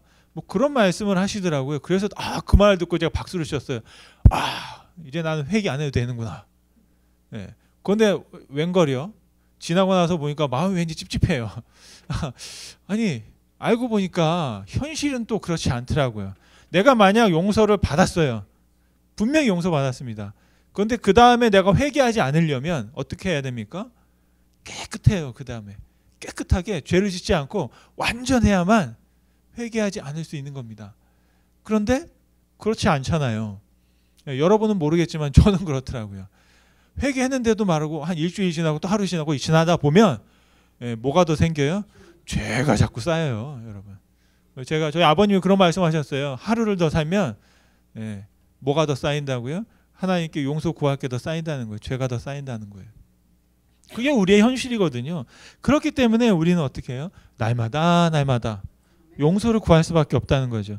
그래야만 하나님과 나와의 관계에 방해가 되는 요소들을 제거할 수 있다는 겁니다. 근데 이거를 그냥 놔두고 죄를 그냥 놔두고 찝찝하면 그냥 놔두고 하나님을 부르면 그 기도가 하나님 앞에 온전하게 상달되지 못한다라는 것입니다. 그래서 오늘 말씀에 보니까 우리를 가장 찝찝하게 하는 것이 있습니다.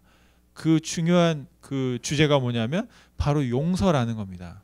저는 살다 용서하기가 이렇게 힘든지 전혀 몰랐어요. 제가 다른 분들한테 용서하세요. 그걸 뭘 붙잡고 가요 그러는데 내가 당해보니까 용서가 안 되는 거예요. 이게 실제적으로 보면 당하는 것과 그냥 바라보는 것은 전혀 다른 얘기더라고요. 그래서 오늘 말씀을 한번 보시면서 왜 예수님께서는 우리에게 죄에 대한 용서를 죄사함을 구하라고 하셨는지 한번 말씀을 통해 보려고 합니다. 문제는 첫 번째는 뭐냐면 이 죄가 굉장히 심각하다라는 걸 우리에게 깨우쳐 주시기 위해서 예수님께서 죄사함을 위한 기도를 하라고 하셨다라는 거예요. 성경에 보니까 그 한국말로는 죄가 돼 있는데 영어로는 그 빚이라는 의미가 있고 또 잘못했다라는 의미로 두 가지 단어가 사용되어 있는 걸 볼 수 있습니다. 보니까 죄가 뭔가 봤더니 이 두 가지더라고요. 다 의미가 뭐냐면 빚을 지는 것, 그것도 일종의 죄가 되는 것이고 잘못한 것도 또한 죄가 되는 것입니다. 우리가 빚지고 싶어도 빚지진 않지만 어쩔 수 없이 빚을 져요. 누구에게? 하나님께 빚을 지게 되어 있습니다. 내가 잘못할 것이 없으면 하나님 앞에 빚을 질 필요가 없는데도 불구하고 우리가 자꾸 빚을 지게 됩니다. 근데 더 중요한 사실은 우리가 그 빚을 갚을 능력이 없다라는 것입니다. 우리가 부르는 찬양 중에 이런 찬양이 있습니다. 늘 울어도 눈물로써 못 갚을 줄 알아. 갚을 줄 알았는데 보니까 못 갚겠더라고요. 그래서 어떻게 합니까? 몸으로 때웁니다. 찬송가에 그렇게 써 있어요. 제 말이 아니라 몸밖에 드릴 것 없어 이 몸 바칩니다. 그 하나님의 입장에서는 어떨까요? 제가 하나님이라면 내가 네 몸을 받고 이걸 해줘야 되나? 그럴 수 있잖아요. 예전에 뭐 보면 식당에서 음식을 먹고 음식에 값을 지불하지 못하니까 몸으로 때울게요. 그러면서 설거지 한다고 들어가서 접시 깨고 그러면 야 그냥 가라. 뭐 이럴 것 같아요. 하나님 앞에 하나님 아이고 제가 다 갚을 수 없어서 제 몸을 드립니다 하면 하나님이 한숨을 쉬면서 그래 그거라도 받아줄까? 하시는 그런 마음일지 모르겠습니다. 그런데 정말 우리의 입장에서는 그런 것밖에 없는 거예요. 드릴 수 있는 게. 그래서 하나님 앞에 주님 그럼에도 불구하고 죄를 용서해 주세요라고 기도할 수밖에 없다라는 것이죠. 그리고 예수님께서 우리에게 죄사함을 구하라 하신 이유가 뭐냐? 우리가 매일매일 회개하고 용서받는 것이 필요하다라는 사실을 우리에게 다시 깨우쳐 주려고 한다라는 겁니다. 여러분 꼭 이것을 꼭 기억하십시오. 우리가 매일매일 해야 하는 것들이 밥 먹는 것도 있지만 하나님 앞에 아이고 주님 우리 죄를 사하여 주세요 라고 하는 기도가 매일매일 또 필요합니다. 그래서 내가 정말 쥐구멍에 들어가서 막 이렇게 나를 못된 사람이다 라고 막 나를 자책하라는 것이 아니라 정말로 내가 그런 존재라는 사실을 잊어버리면 안 된다는 거예요. 매일매일 내 죄를 회개받고 용서받아야 되는 존재라는 사실을 여러분 우리가 기억해야 됩니다. 이게 여러분 왜 중요한지 아세요? 예수님이 언제 오실지 모르기 때문이에요. 여러분 오늘 내가 회개 안 했는데 오늘 만약에 오면 내 죄가 어떻게 될까요? 뭐 이건 좀 과장된 비유이지만 우리가 그렇다라는 겁니다. 우리의 삶이 그럴 수 있다라는 것이에요. 그래서 항상 예수님께서 기도하라고 하시면서 너는 용서받아야 되는 존재야. 언제? 매일매일. 그것을 기억하고 있다라는 것입니다. 그래서 만약 내가 용서받지 못하면 어떻게 됩니까? 그 진노를 다 쌓아두고 있는 거예요. 로마서 2장 5절 말씀해 보니까 다만 내 고집과 회개하지 아니한 마음을 따라 진노의 날 곧 하나님의 의로우신 심판이 나타나는 그날에 임할 진노를 어떻게 해요? 내게 너희가 쌓아두고 있는 것이다 라는 거예요.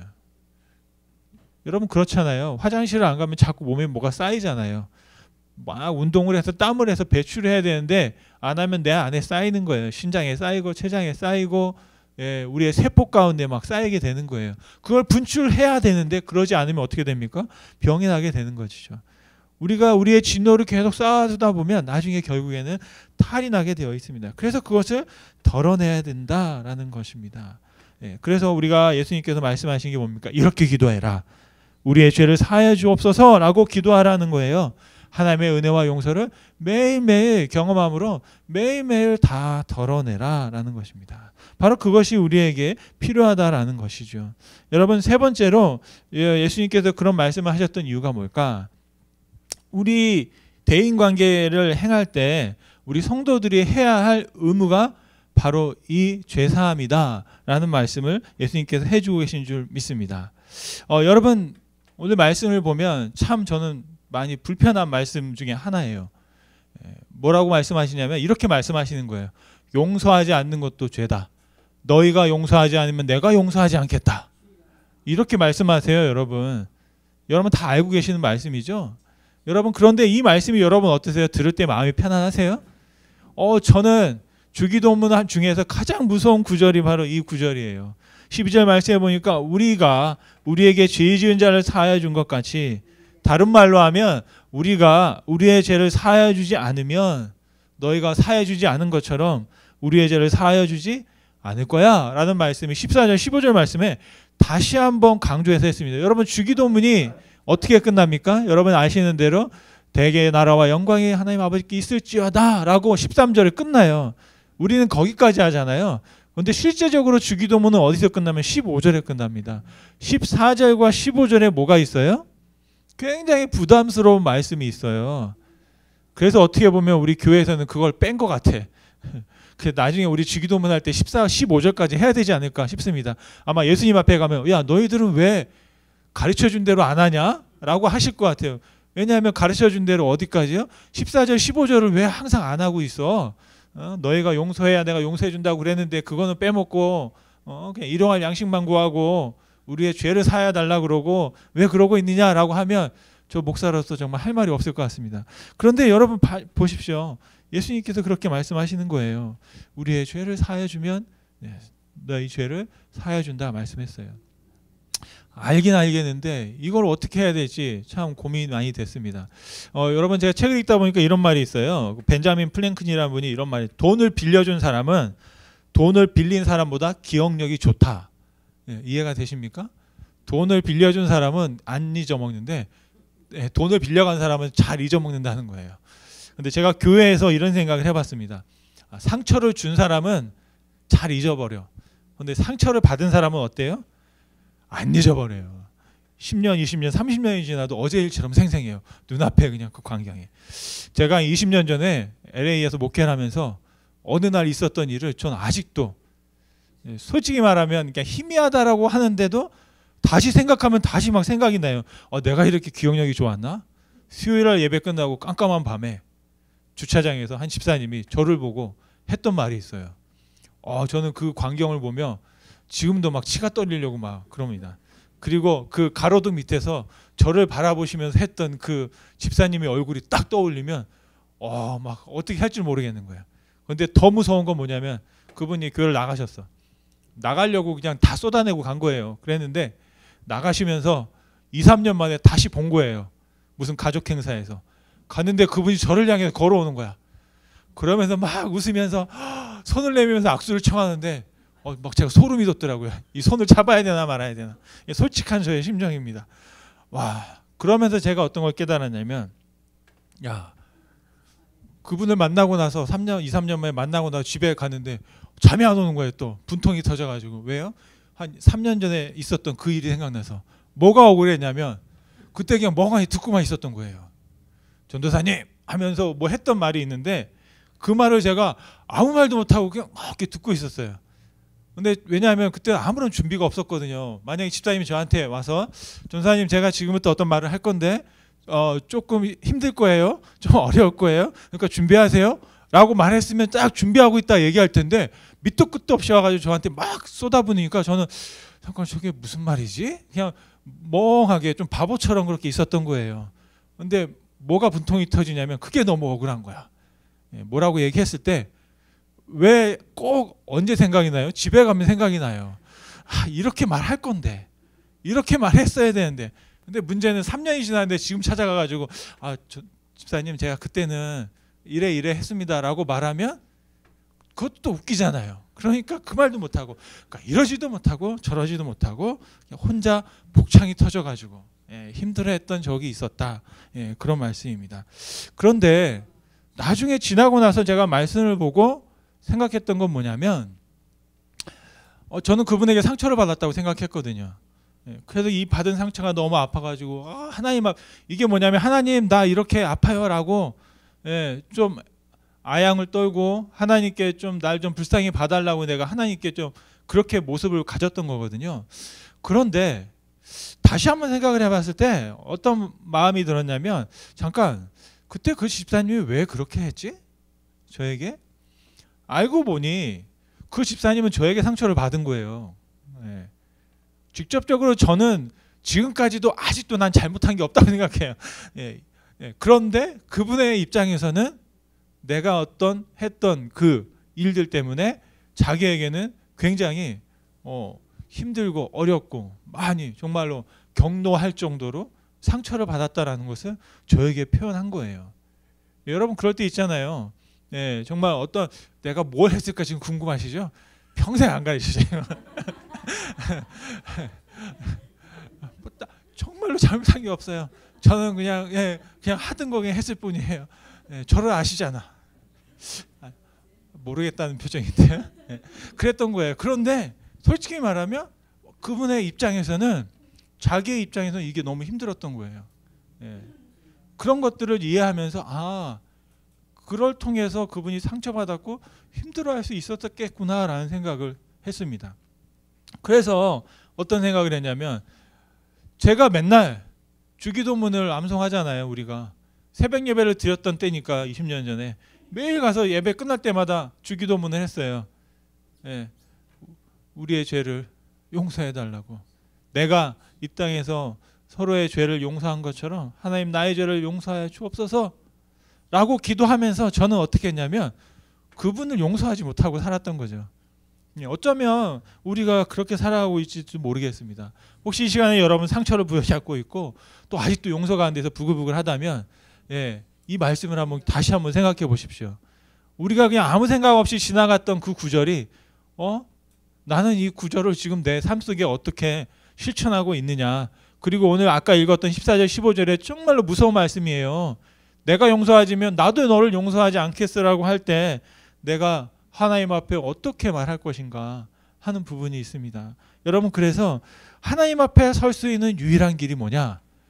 우리는 예수님을 부르짖습니다. 그런데 예수님을 믿는다라는 것이 무엇이냐? 예수님께서 하신 말씀 오늘 기도를 우리의 삶 속에서 실천하는 것이 아닐까 생각합니다. 그렇다면 우리는 어떻게 해야 될까요? 하나님 앞에 서기 위해서는 용서해야 합니다. 용서하지 않으면 하나님 앞에 설 방법이 없습니다. 왜요? 하나님께 용서받을 수 없기 때문입니다. 내가 용서하지 않으면 하나님은 우리에게 용서하실 수가 없어요. 왜요? 말씀하셨기 때문이에요. 말씀은 이렇게 해놓고 너가 용서하지 않았는데 내가 너를 용서해 줄게라고 하면 하나님은 거짓말하는 분이 됩니다. 그렇기 때문에 하나님은 신실하시고 거짓말하실 수 없는 분이고 하나님이 하실 수 없는 게 뭐냐면 거룩해지지 않는 걸 하나님은 하실 수가 없어요. 하나님은 변함이 없으신 분인데 하나님이 하실 수 없는 게 있냐면 변하는 걸 하실 수가 없어요. 2000년 전에 이런 말씀을 하셨으면 그 말씀을 그대로 우리 가운데 이루어 주시는 분인 줄로 믿습니다. 여러분 다시 한번 우리가 은연중에 지나가고 있는 이 말씀들 혹시 우리의 말씀 속에서 우리가 은연중에 그냥 그런 줄 알고 내가 이 기도를 하고 있다고 해서 이렇게 살고 있는 줄 알았던 그런 부분들을 다시 한번 우리가 묵상하고 우리의 삶을 살펴볼 수 있는 저와 여러분이 되시기를 간절히 소원합니다. 여러분 그럼에도 불구하고 우리는 하나님께 용서를 받았습니다. 어떻게 해요?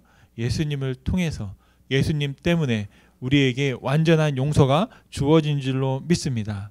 예수님께서 우리에게 기도하라고 하신 것은 뭐냐면 우리에게는 여전히 죄에 대한 심각한 위기와 문제가 있다는 사실을 깨우쳐 주시는 거예요.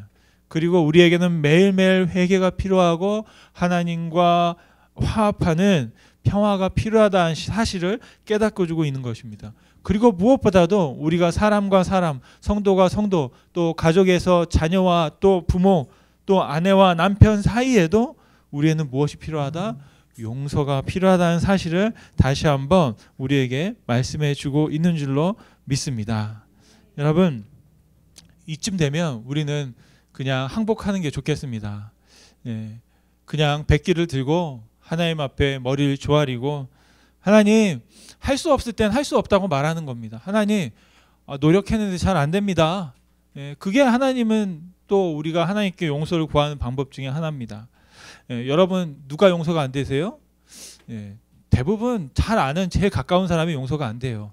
뭐 솔직히 다 그렇잖아요. 옆에 있는 사람, 옆에 있는 이 남자, 옆에 있는 이 여자. 그런데 하나님은 은혜를 주십니다. 어떤 은혜를 주세요? 기억하지 못한 은혜를 주세요. 저는 저희 아내가 잘 기억하지 못하는 걸 얼마나 감사한지 모릅니다. 기억하지 못하니까 살아가는 거죠. 다 기억했으면 이거 못 사는 겁니다. 그런데 하나님께서 우리에게 그렇게 기억하지 못하게 하시더라고요. 어떨 때요? 재미있는 게 있습니다. 저와 여러분들이 감사하시잖아요. 감사하면 어떤 일이 벌어집니까? 우리의 삶에 감사한 일들이 생겨나게 돼요. 그러면서 우리의 기억이 어떻게 돼요? 바뀌어버립니다. 여러분. 우리의 심리학에서는 기억이 조작된다고 그래요. 여러분도 알고 있지만 우리 모든 성도님들 얼마나 기억력이 좋은지 모르세요. 그래서 제가 말씀을 함부로 할 수가 없어요. 딱 하던 말대로 다 기억하고 계세요. 안 듣는 것 같은데 또 다 듣고 있어. 이게 정말 참 힘들어요. 예? 들을 때 듣고 있는 것처럼 안 들었던 것 같은데 나중에 얘기해 보면 그때 다 알고 계시더라고. 그래서 얼마나 총명하시고 은혜가 많으신지 모르겠어요. 그런데 저는 하나님께 여러분 그런 기억들을 여러분이 너무나 나를 확신하지 마세요. 뭐냐면 내가 기억하고 있는 것도 내가 말하면서 자꾸 바뀌거든요. 그런데 좋게 바뀌길 원합니다. 어떻게 해요? 감사를 고백하다 보면 우리의 기억들이 변화가 일어납니다. 그래서 정말 옛날에 그 일들이 다 감사한 일이 돼버려요. 여러분 기억이 바뀌면 어떤 일이 벌어지는지 아세요? 우리의 삶이 바뀌어버립니다. 삶이 바뀌어버려요. 전혀 다른 삶이 돼요. 예전에 원망스러운 삶이었는데 갑자기 감사한 삶이 되어버리는 겁니다. 바로 그런 은혜가 저와 여러분 가운데 있기를 원합니다. 예수님은 하나님은 우리를 그렇게 바라보십니다. 우리가 하나님 앞에 왔을 때 우리 기억조차 안 한다고 하셨어요. 죄를. 그걸 그냥 어떤 짓을 해도 내가 다 모른 척한다는 것이 아니에요. 그걸 가지고 우리가 문제 삼지 않겠다. 내가 예수님 때문에 너희들을 또 봐주겠다. 라고 말씀하시는 줄 믿습니다. 여러분 정말 우리가 우리에게 죄 지은 자를 사하여 준 것 같이 우리의 죄가 사함 받아서 하나님과 화평하는 복을 누리실 수 있는 우리 모든 귀한 성도 되시기를 간절히 축원드립니다. 우리 기도하시겠습니다. 사랑의 하나님 감사합니다. 우리가 우리에게 죄 지은 자를 사하여 준 것 같이 우리의 죄가 사함 받기를 간절히 소원합니다. 하나님 우리가 용서를 힘들어합니다. 정말로 쉽지 않습니다. 하지만 주님 어려운 것도 하나님께 가지고 가면 하나님 또 맡아주시고 우리를 인도하여 주실 줄로 믿습니다. 하나님께 기도하기에 방해되는 모든 요소를 다 끊어버리고 정말로 주님 죄가 얼마나 무서운 것인지를 다시 깨닫게 하셔서 날마다 하나님 앞에 죄사함 받고 화평의 복을 누릴 수 있는 또한 정말로 우리와 관계하는 이들 속에서 정말 아름다운 관계가 회복되는 놀라운 역사가 정말로 나로부터 시작될 수 있도록 주님 축복하여 주옵소서. 하나님 모든 상황 속에 감사하며 찬송하며 기뻐하기 원합니다. 하나님 우리의 기억들이 어떻습니까? 정말로 주님 그 기억을 확신하지 말게 도와주시고 다시 한번 용서함으로 내려놓고 하나님과 화평할 수 있는 또 우리 이웃과 화평할 수 있는 우리의 자녀들과 우리의 함께하는 이들과 화평할 수 있는 복을 주님 우리가 누릴 수 있도록 축복하여 주시옵소서. 오늘 이 시간도 함께 하심을 감사드리고 예수님의 이름으로 기도드렸습니다. 아멘. 오늘 함께 보실 말씀은 마태복음 6장 13절 말씀입니다. 제목은 다만 악에서 구하시옵소서. 저희가 5일 동안 주님이 가르쳐준 기도를 말씀을 가지고 함께 말씀을 나누고 있습니다. 정말 우리가 기도하는 것과 또 예수님이 가르쳐주신 기도가 또 어떻게 닮았는지 또 우리가 혹시 기도하면서 놓치고 있었던 것은 무엇인지 한번 살펴보고 있습니다. 정말로 이것이 마지막이 아니라 또 새롭게 시작하는 2023년 정말로 제가 여러분 아침에 인사하셨던 것처럼 새해 복 많이 받으라는 것처럼 그 새해가 새 날이 되어서 날마다 새 날이 되어서 새 날마다 하나님의 놀라운 축복을 꼭꼭 눌러 채우는 2023년 되시기를 간절히 축원드립니다. 우리 함께 말씀을 보시겠습니다. 마태복음 6장 13절 말씀. 우리를 시험에 들게 하지 마시옵고 다만 악에서 구하시옵소서. 나라와 권세와 영광이 아버지께 영원히 있사옵나이다. 아멘. 아멘. 인생을 살다 보면 시험을 통과할 때가 있습니다. 학교 다닐 때 정말 시험을 많이 봤고요. 어떤 분이 그러시더라고요. 시험만 없으면 학교를 너무 다니기 좋겠다. 근데 저는 그걸 이해를 못했어요. 네, 저는 시험 시간을 기다렸어요. 시험 보는 게 더 쉽더라고요. 답하고는 상관없이 저는 저같이 점수와 상관이 없으면 그냥 보고 나가면 오히려 한국에서는 시험 볼 때 어떻게 했습니까? 끝나면 나가면 어떻게 돼요? 자유시간이에요. 그러니까 빨리 끝내고 딱 나가면 그런데 막 끝날 때까지 마지막 시간까지 끙끙거리면서 여러분은 그렇게 정말 정성을 다해 시험을 보신 것 같아요.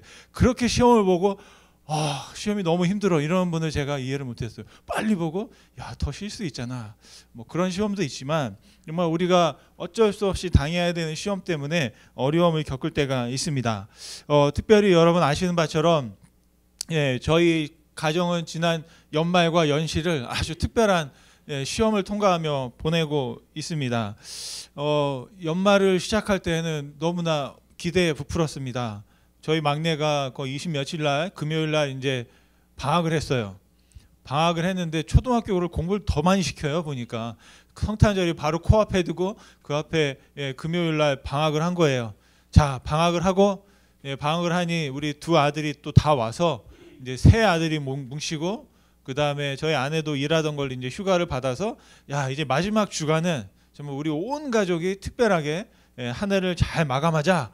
이제 이렇게 이제 기대를 하고 시작을 했습니다. 그랬는데 저희 막내가 학교에서 마지막 날 수업을 하고 왔는데 보니까 상태가 안 좋은 거예요. 그래서 저녁에 보니까 열이 좀씩 나기 시작하더라고요.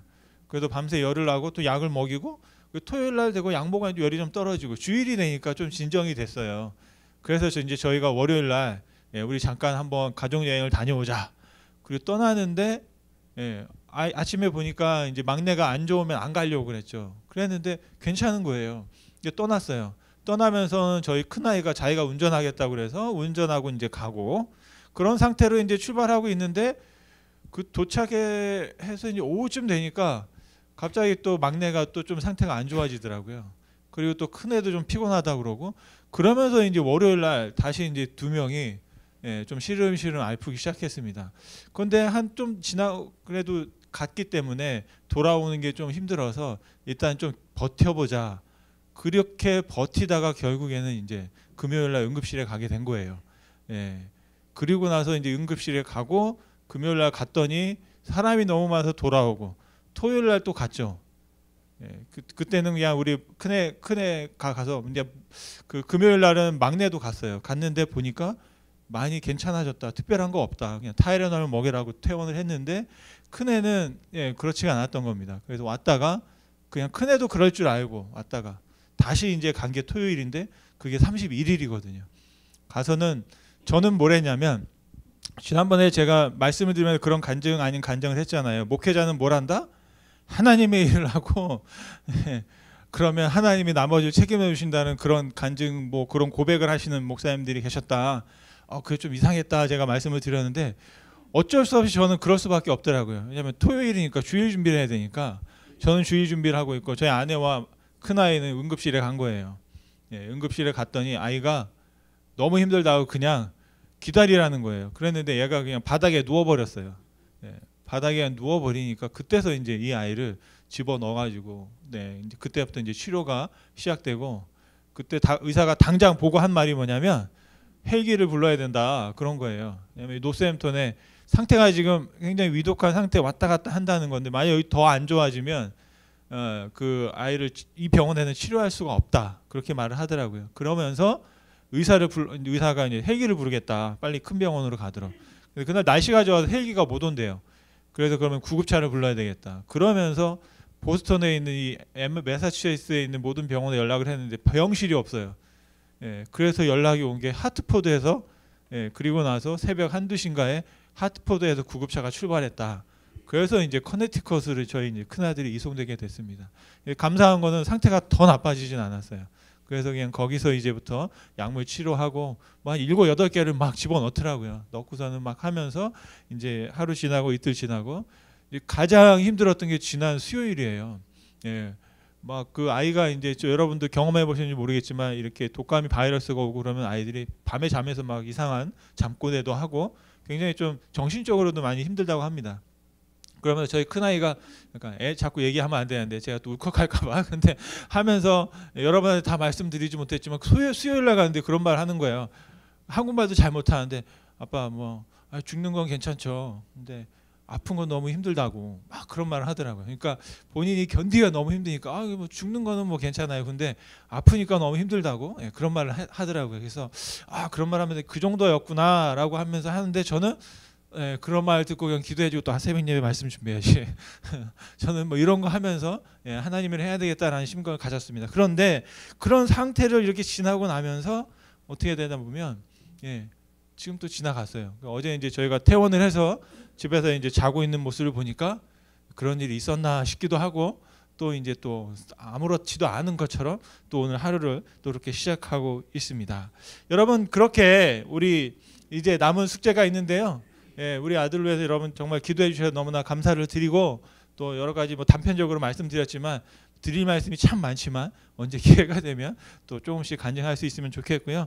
무엇보다 우리 성도님들이 한 분 한 분 다 기도해 주시고 또 저희가 아프니까 경황이 없어서 누구한테 기도 부탁을 못 하겠더라고요. 그래서 그냥 살짝 누구한테 흘렸더니 또 그분들이 또 이렇게 기도해 주시고 또 전국에 있는 또 전국이 아니라 전 미주에 있는 우리 나사렛 교회 목사님들 기도해 주시고 사모님 기도해 주시고 뭐 교회에서도 기도한다고 하시고 막 그렇게 기도했습니다. 그랬더니 또 이제 아이가 퇴원했다 그랬더니 또 한 목사님은 제가 눈물을 흘리며 감사를 한다고 자기 아들도 아닌데 그렇게 이제 간증해 주시고 또 감사를 표현해 주셨습니다. 그래서 이제 퇴원을 했고 이제 한 가지 또 소원은 남았는데 뭐냐면 거의 한 20일 정도 되거든요. 이게 발병하면서부터 시작해서 아이가 보니까 그 20일 사이에 아이가 20파운드가 빠졌어요. 그 사이에. 근데 여러분 원래 좀 많이 빠져 있는 상태거든요. 여러분 시험 드실까봐 원래 목표 체중을 제가 정상 체중을 말씀 안 드릴게요. 여러분이 항상 그 생각하는 그 파운드가 그 아이의 평상시 그 파운드예요. 그래서 150이 안 되고 130에서 뭐 140 왔다 갔다 했는데 지금 보니까 태어날 때 120이 됐더라고요. 여러분이 소원하는 그 파운드잖아요. 내가 항상 120만 같았으면 좋겠다 생각을 했는데 그렇게 됐더라고요. 그래서 저는 다시 살찌우는 그런 소원을 가지고 또다시 제가 기도하면서 열심히 대신에 부작용 때문에 제가 살찌지 않도록 여러분께도 기도해 주시기를 간절히 소원합니다. 다시 한번 본문으로 제가 들어가면 오늘 본문에서는 예수님께서 우리에게 죄 지은 자를 사하여 준 것 같이 우리를 사하여 주옵소서라고 어제 저희가 함께 기도를 했습니다. 이것은 어떻게 보면 과거에 있었던 또 우리가 당한 일들에 대한 사함을 위해서 기도했던 것이고요. 오늘 말씀의 기도는 뭐냐면 앞으로 우리 가운데 닥칠 일들에 대한 기도를 예수님께서 말씀하고 있는 것 같습니다. 그래서 우리 애를 시험에 들게 하지 마시옵고 다만 악에서 구하옵소서. 이게 어떻게 보면 예수님의 그 기도의 마지막 간구입니다. 그래서 간구를 잘 들어보면 예수님의 기도가 계속해서 커지고 있는 걸 볼 수 있습니다. 처음에는 일용할 양식을 구했고 그 다음에 우리의 죄사함을 받기를 원해서 구했고 그리고 시험받지 않기를 위해서 그리고 마지막 예수님의 기도가 뭐냐면 악을 대적하는 그런 기도를 드리고 있습니다. 그래서 오늘 마지막 간구에 담긴 예수님의 기도의 의미가 무엇일까? 첫 번째로는 시험의 자리로 인도하지 마소서라는 간구를 예수님께서 우리에게 가르쳐주고 계십니다. 우리가 살다 보면 시험 들었다라는 말을 많이 듣습니다. 또 우리도 모르게 나 시험 들었어 라고 하는 말을 할 때가 있습니다. 그런데 재미있는 것은 뭐냐면 시험은 혼자서 들 수가 없더라고요. 누군가가 시험을 주어야만 우리가 시험에 들 수 있습니다. 내가 혼자 들었는데 내가 나 때문에 시험 드는 사람은 굉장히 특별한 분입니다. 자기 자신에 대해서 아주 철저한 분이 그런 것이고 대부분은 다른 사람이 아니면 하나님으로부터 시험을 받는 경우가 많이 있습니다. 그래서 제가 시험 받을 때 시험을 피하는 방법을 여러분에게 가르쳐 드릴게요. 아주 간단합니다. 받지 않으시면 됩니다. 이게 말처럼 되지 않는데 이론적으로는 그래요. 누가 주잖아요. 그러면 안 받으면 되는 거거든요. 그런데 우리는 가끔 보면 저도 그렇지만 그냥 준 것도 아니에요. 받으라고. 제 테이블에 있는 걸 내가 쓱 가져가더니 나 시험 받았다고. 그런 경우가 저에게도 있더라고요. 전혀 그런 의도가 아니었는데도 불구하고 내가 그걸 받아서 딱 넣고 나 시험 받았어 라고 할 때가 저도 모르게 있는 것 같습니다. 나중에 알고 보면 그런 뜻이 아니었는데도 불구하고 그런 일들이 있습니다. 그래서 여기서 시험이라는 게 뭐냐면 자꾸 유혹을 받는다는 거거든요. 그래도 우리가 그 유혹을 받는 자리, 유혹을 받지 않기 위해서는 그냥 우스갯소리로 제가 받지 않으면 된다고 했지만 받지 않기 위해서는 어떻게 하냐면 그 자리로 가지 않는 게 굉장히 중요합니다. 그래서 많은 분들이 교회를 오지 않으세요. 시험을 안 들으려고, 시험 받지 않으려고, 유혹받지 않으려고. 그리고 많은 분들이 어떻게 하면 여러분 유혹과 시험을 안 받을 수 있냐면 제가 이렇게 전도를 할 때 보면 유혹당하지 않는 분들이 계세요. 예, 혹시라도 시험 들까봐, 혹시라도 교회 오게 될까봐 이렇게 그걸 받지 않는 분들이 있어요. 근데 그걸 역으로 이용하면 야, 우리가 시험 받지 않겠다라는 생각을 합니다. 근데 여러분은 좋은 시험을 받고 계신 줄로 믿습니다. 그래서 우리는 시험의 자리로 가지 않아야 될 곳이 있고 또 시험에 들어야 할 곳도 있겠다라는 생각들을 한번 해보게 됩니다. 그러면서 예수님께서 말씀하신 건 여기에서 말하는 시험은 좋은 시험이 아니라 좀 나쁜 시험이겠죠. 우리를 무너뜨리려고 하는 시험, 바로 사단이 아담과 하와에게 다가갔던 그 시험입니다. 바로 그 자리에 가지 않도록 기도하는 것이 우리에게 필요하다. 왜? 아담과 하와가 누구예요? 우리의 조상이에요. 그러면 우리는 어떤 사람을 닮았을까요? 하나님을 닮았지만 여전히 아담과 하와를 닮았습니다. 그래서 그 이야기는 뭐냐면 우리도 언제든지 아담과 하와처럼 시험당하면 쓰러지고 넘어질 수 있다. 그것이 바로 우리의 존재예요. 그렇기 때문에 우리는 늘 무엇이 필요합니까? 시험받지 아니하도록 조심하고 하나님의 인도와 보호가 필요하다라는 것입니다. 두 번째로 예수님께서 말씀하실 때 악함에서 우리를 구원하여 달라고, 악에서 구원하여 달라고 했습니다. 이게 바로 첫 번째 시험에 들지 않는 것과 관련이 있습니다. 헬라어 문법을 공부하신 분들이 말씀할 때 여기에서 악은 단순하게 어떤 추상적인 악을 말하는 것이 아니라 어떤 사람, 존재를 가리킨다라고 말합니다. 그래서 이 말씀은 악에서 구원하시옵소서를 다만 악한 자에게서 구원하시옵소서라고 번역하는 것이 가능하다. 어떻게 보면 그런 의미가 더 있다라고 말씀하십니다. 다시 말하면 악한 자, 악이 그냥 우리에게 오는 게 아니라 악한 자를 통해서 우리를 넘어뜨리려고 온다라는 사실이에요. 그것을 여러분 우리가 유념하고 기도가 필요하다라는 겁니다. 우리가 함께 모이는 이유가 있어요. 함께 모여서 기도할 때 그 악함은 어떻게 옵니까? 신약성경의 말씀에 보면 막 군대로 옵니다. 때로 옵니다. 그런데 내가 혼자서 예수님도 아닌데 그냥 혼자서 한번 버텨보겠어 이러면 결국엔 다 당하게 되는 거거든요.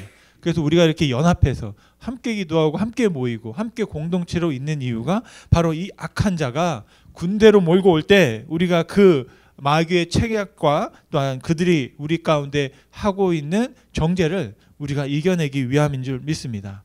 마귀의 책략 중에 가장 효과적인 게 뭐냐면 정죄감을 주는 겁니다. 우리의 수치심을 발휘시키는 것들입니다. 마귀가 아주 잘하는 것들이 그것들이에요. 왜냐하면 우리는 완전하지 않기 때문에. 그 말은 뭐냐면 딱 보면 단점이 있다는 거죠. 여러분도 우리도 잘하는 은사가 있잖아요. 뭐예요? 내 눈에 뭐죠? 티끌은 잘 안 보이는데 다른 사람의 반대인가요? 내 눈에 들보는 안 보이는데 그러네요. 다른 분의 티끌은 잘 보는 거죠. 여기 고춧가루 낀 거 잘 보이고 딱 보면 제 머리가 이렇게 쓴 거 항상 이렇게 잘 보이고 그런 것들이 잘 보입니다. 딱 보면 이 사람이 오늘 상태가 괜찮은지 어쩐지를 다 봅니다. 이거는 자연스럽게 볼 수밖에 없어요. 그런데 이제 그 보면서 그것을 어떻게 해석하느냐가 이제 문제인 것이죠. 목사님이 딱 보고 피곤하네 그러면 밤에 뭐 한 거야? 잠 안 자고 드라마를 봤나? 이런 해석이 아니라 목사님이 어떻게 했을까요, 여러분? 여러분의 우리 여성교회 회장님 자격이 있으세요. 기도했다라고 기도하면 마음을 먹으면 누가 좋은 거예요? 제가 좋은 게 아니라 그 마음 먹은 사람이 좋으신 거예요. 그렇게 생각하면 얼마나 좋습니까?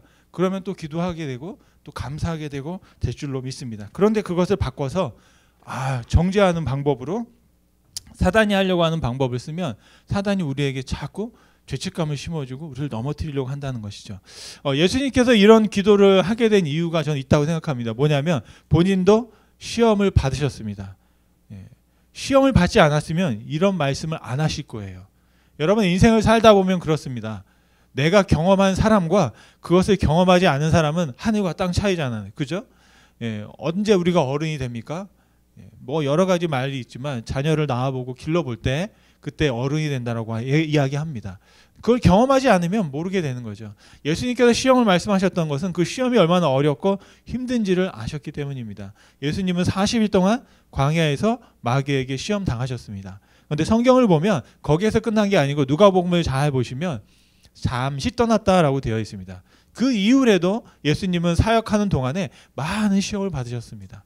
그 시험이 사단이라는 어떤 영적인 존재를 통해서 올 수도 있지만 사람들을 통해서, 그 상황을 통해서 그 가장 큰 시험은 제가 보기에는 십자가겠죠. 십자가로 가는, 어떻게 보면 이 40일의 시험이 지나고 더 큰 시험을 향해서, 십자가를 향해서 가고 있는 예수님은 그냥 이 땅에서 사역하시면서 계속해서 시험을 받으셨다라고 볼 수 있겠습니다.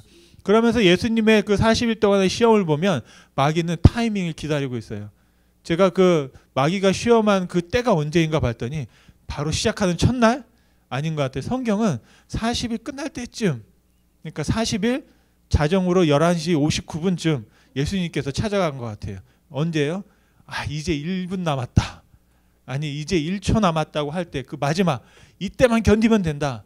그때가 언제입니까? 가장 힘들고 지칠 때죠. 예수님은 몸을 입고 있으셨기 때문에 배고픔을 아셨거든요. 그래서 막 지나가다가 무화과 나무 열매를 먹으려고 했는데 없으니까 막 저주해서 그 나무가 말라 죽기도 했어요. 그럴 정도도 예수님께서 먹는 거에 굉장히 민감하신 분입니다. 그러니까 여러분 먹는 것 때문에 시험 들지 마시기 바랍니다. 예수님과 닮았구나라고 생각하시면 돼요. 그런데 예수님이 그런 극한 상황 가운데에도 마귀가 시험이 왔거든요. 그때 예수님께서 어떻게 하셨습니까? 말씀으로 이겨내신 것을 볼 수가 있겠습니다. 바로 그러면서 그런 경험들을 통해서 예수님은 말씀하시는 겁니다. 뭐냐면 주님, 자신을, 하나님이 정말로 자신을 지켜주시기를 기도했던 것처럼 저와 여러분들이 이 사단의 공격이 얼마나 정말로 교묘하고 우리에게 정말로 이렇게 다가오는지를 아셨기 때문에 정말 그 시험의 자리에 우리를 노출시켜주지 마시고, 그 다음에 악한 자, 마귀가 우리를 향하여 불화살을 쏠 때 우리를 보호해 주세요라고 기도하라고 예수님께서 말씀하시고 계시는 줄 믿습니다. 여러분, 우리가 바로 그런 기도를 드릴 때 하나님으로 말미암아 의롭게 되는 줄 믿습니다. 정말 사탄은 갖가지 수단을 동원해서 우리에게 죄책감을 불어넣으려고 합니다. 그리스도인들을 꼼짝 못하게 하려고 합니다. 바로 그런 마음이 우리를 자꾸 자위에서 결박시켜 버리는 것이죠. 보이지 않는 쇠사슬을 묶게 되는 것입니다. 요한일서 9장 말씀에 보면 우리가 우리 죄를 자백하면 그는 미쁘시고 의로우사 우리 죄를 사하시며 우리를 모든 불의에서 깨끗하게 하실 것이요 라고 했습니다. 진리는 단순합니다. 내가 하나님의 자녀인데 죄를 고백하면 하나님께서 어떻게 한다고요? 용서하신다. 복잡하지 않습니다. 그러면서 사도 바울은 말하기를 로마서 8장 33절에 누가 능히 하나님께서 택하신 자들을 고발하리요? 의롭다 하신 이는 하나님이시니 누가 정죄하리요? 하나님, 우리가 기도할 때 하나님 우리 가운데 기적을 베풀어 주시는 줄 믿습니다. 저는 지난 2주 동안 정말 여러분의 기도와 우리의 기도가 어떻게 응답되어지는지를 오늘 말씀을 통해 또 제 삶을 통해서 경험하게 되었습니다. 그런데 하나님의 기적이 우리에게 이루어질 때에는 무엇이 필요하냐면 매개물이 필요합니다. 매개물이 없는 경우도 있지만 많은 경우에는 매개물이 필요해요. 이스라엘 백성들이 홍해를 건너갈 때는 무엇이 필요했습니까? 동풍이 불었습니다. 그냥 쫙 갈라진 게 아니라 바람을 이용해서 그것이 갈라진 걸 여러분 볼 수 있습니다. 바로 이런 것처럼 예수님께서도 기적을 행하실 때 어떻게 행하셨냐면 사람의 눈을 띄울 때 그냥 하면 되는데 진흙을 이겨서 이렇게 눈에 발라주시기도 하셨거든요. 그 또 침으로 막 그냥 하는 것처럼. 그러니까 매개물이 필요해요. 어떤 여인이 병 가운데 있었는데 병을 낫기 위해서 예수님의 옷자락을 만졌잖아요. 이게 하나의 매개물이거든요.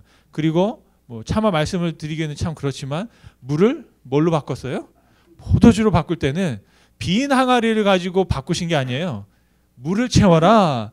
그리고 그것을 변화되는 기적이 일어났습니다. 그게 뭘까요, 여러분?